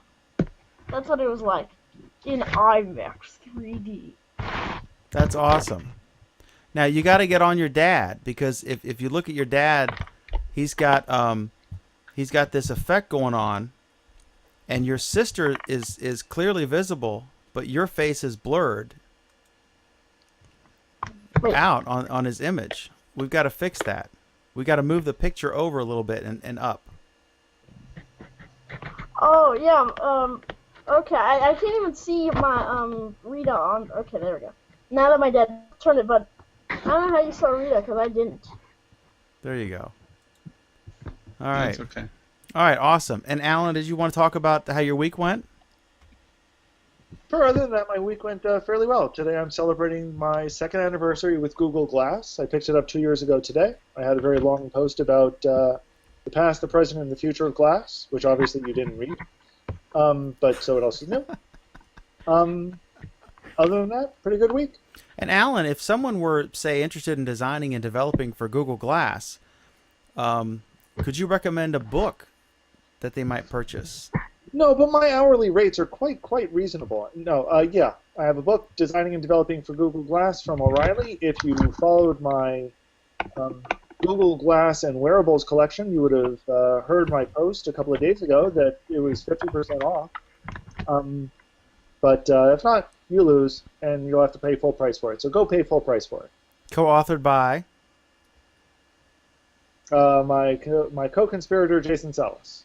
From KUAM TV in Guam. And about noon, 2 days from now, he'll see this when it finally hits over there. He's All actually probably watching now. I got a Okay. message from him at the beginning of the show. Oh, okay, cool. All right, well, thank you all very much. My week was good. The kid has senior prom tonight, So that was exciting. It was lots of racing around, getting the suit altered. And You know, then, Dan, I saw you sent me a picture from this service called Picasa. We should do something on Picasa. Is this a new service? I think it is. It's. Does it have an API? I don't know. Do they? Yeah, they do. What's the kid? Who's the kid, Dan? He's my Illegitimate son? adoptive nephew, son, whatever he is. I don't know. He is? Yeah, he's a high school senior, and it's a long story. He's war. Oh, wait So, a minute. he was in It's prom a long tonight. story. Batman. We've got time. I just got here. No, he's a friend. It's not. I mean, it's a interesting story, but he's staying here to finish his high school year. He's a good kid, and tonight's his senior prom, and so they went out and I learned you have the boutonniere, the corsage, and they match her dress, and his shirt matches her dress, and he got his first suit, and No. All this stuff, we understand how that works. We need I think Alan started dirt on Dan. We need to know the details as to who the mother is, what the relationship this is. is That's not. what we This want. is. I don't want to publicly go into. He's not a public figure. But this is not my kid. This is a friend's kid, and there were some circumstances where they had to move out of town, and he was 3 months from finishing his senior year, I see. and some Okay. other things that went on, and so on. And so he's staying with me, and he's a good kid, and so I'm happy to help him. Cool. And he's currently or I guess he's left the prom about an hour ago. So. Excellent. And Excellent. hopefully they've not I stopped. got excited because I thought you had an illegitimate son. I got No. all excited. Well, he's unofficial, but not illegitimate. But anyway, we have two programs. One is called Our Android Week. That is Monday nights at 9 p.m. Eastern Time, 6 p.m. Pacific, for all the Pacific Islanders like Oleg. And yeah, exactly. that is Monday night, 9 Eastern, 6 Pacific, Monday night, Our Android Week. And this program is approximately 8:30 p.m. Eastern Time, 5:30 p.m. Pacific on Friday nights, where we discuss tech news and Google things. This is called Google Plus Week, the longest running show on Google Plus, as witnessed by tonight's thing. Any last comments, Alan, we want to hit? I think he's already asleep. I don't think so. Oh, I was asleep 3 hours ago. Yeah. Yes. Sai says we should be in IMAX. I think so as well. Absolutely. In IMAX, and then we should be reading the entire post Alan posted. I started reading it, and I thought, no, not that long. It says 199 more lines, and I thought, no, there's no way. Especially considering that Glass isn't even for sale anymore. And I thought, you just can't do this kind of stuff. Mm-hmm. Oh my God, I don't want to get into that again. All right, thank you all for watching. We appreciate. Dan, You haven't been did trolled a really and good see job you've been. of trolling me. You need to get lessons. You're just not a good troll. It's because I don't have a Russian accent. That's what it is. No, it's because you're ineffective. Thank you all for watching. We appreciate it. I'm Dan McDermott. Have a good night. I am the fearless leader of this group. Not really. Thank you for watching. We'll see you next time. Until next time, have an awesome, epic, badass Google Plus week. Yeah. Before you go, did you know that? All right, hang on. I just cut the audio off. As you said before we go, the dollar bill cannot be redesigned. Yeah, legally. In other words, there's a law that prohibits redesigning the $1 bill. Did you know that? Are you serious? Like for the U.S. government to do it? Exactly. They cannot redesign $1 bill. Why? All the other bills have been. That was put in the law in the beginning of the century. Exactly. Another thing, you know that dollar bill has all these 13s all over the place, right? Are you Yes getting or into no? like? Sure. Do you know that there was a guy by the name of Chaim Solomon? Oh, that's right. I saw your Chaim Solomon post. Yeah. Did you see that? Yeah. Dan, I did you knew know the that? story, but I saw your post. It was good. I didn't Amazing. know or had forgotten. It was a guy who financed the Continental Army back in the days. Okay. And they said that the whole effort would have been dead because they didn't have any money. So there would be no USA if this guy did not come up with the dough. So this guy puts out $800,000 to finance and basically save Continental Army, right?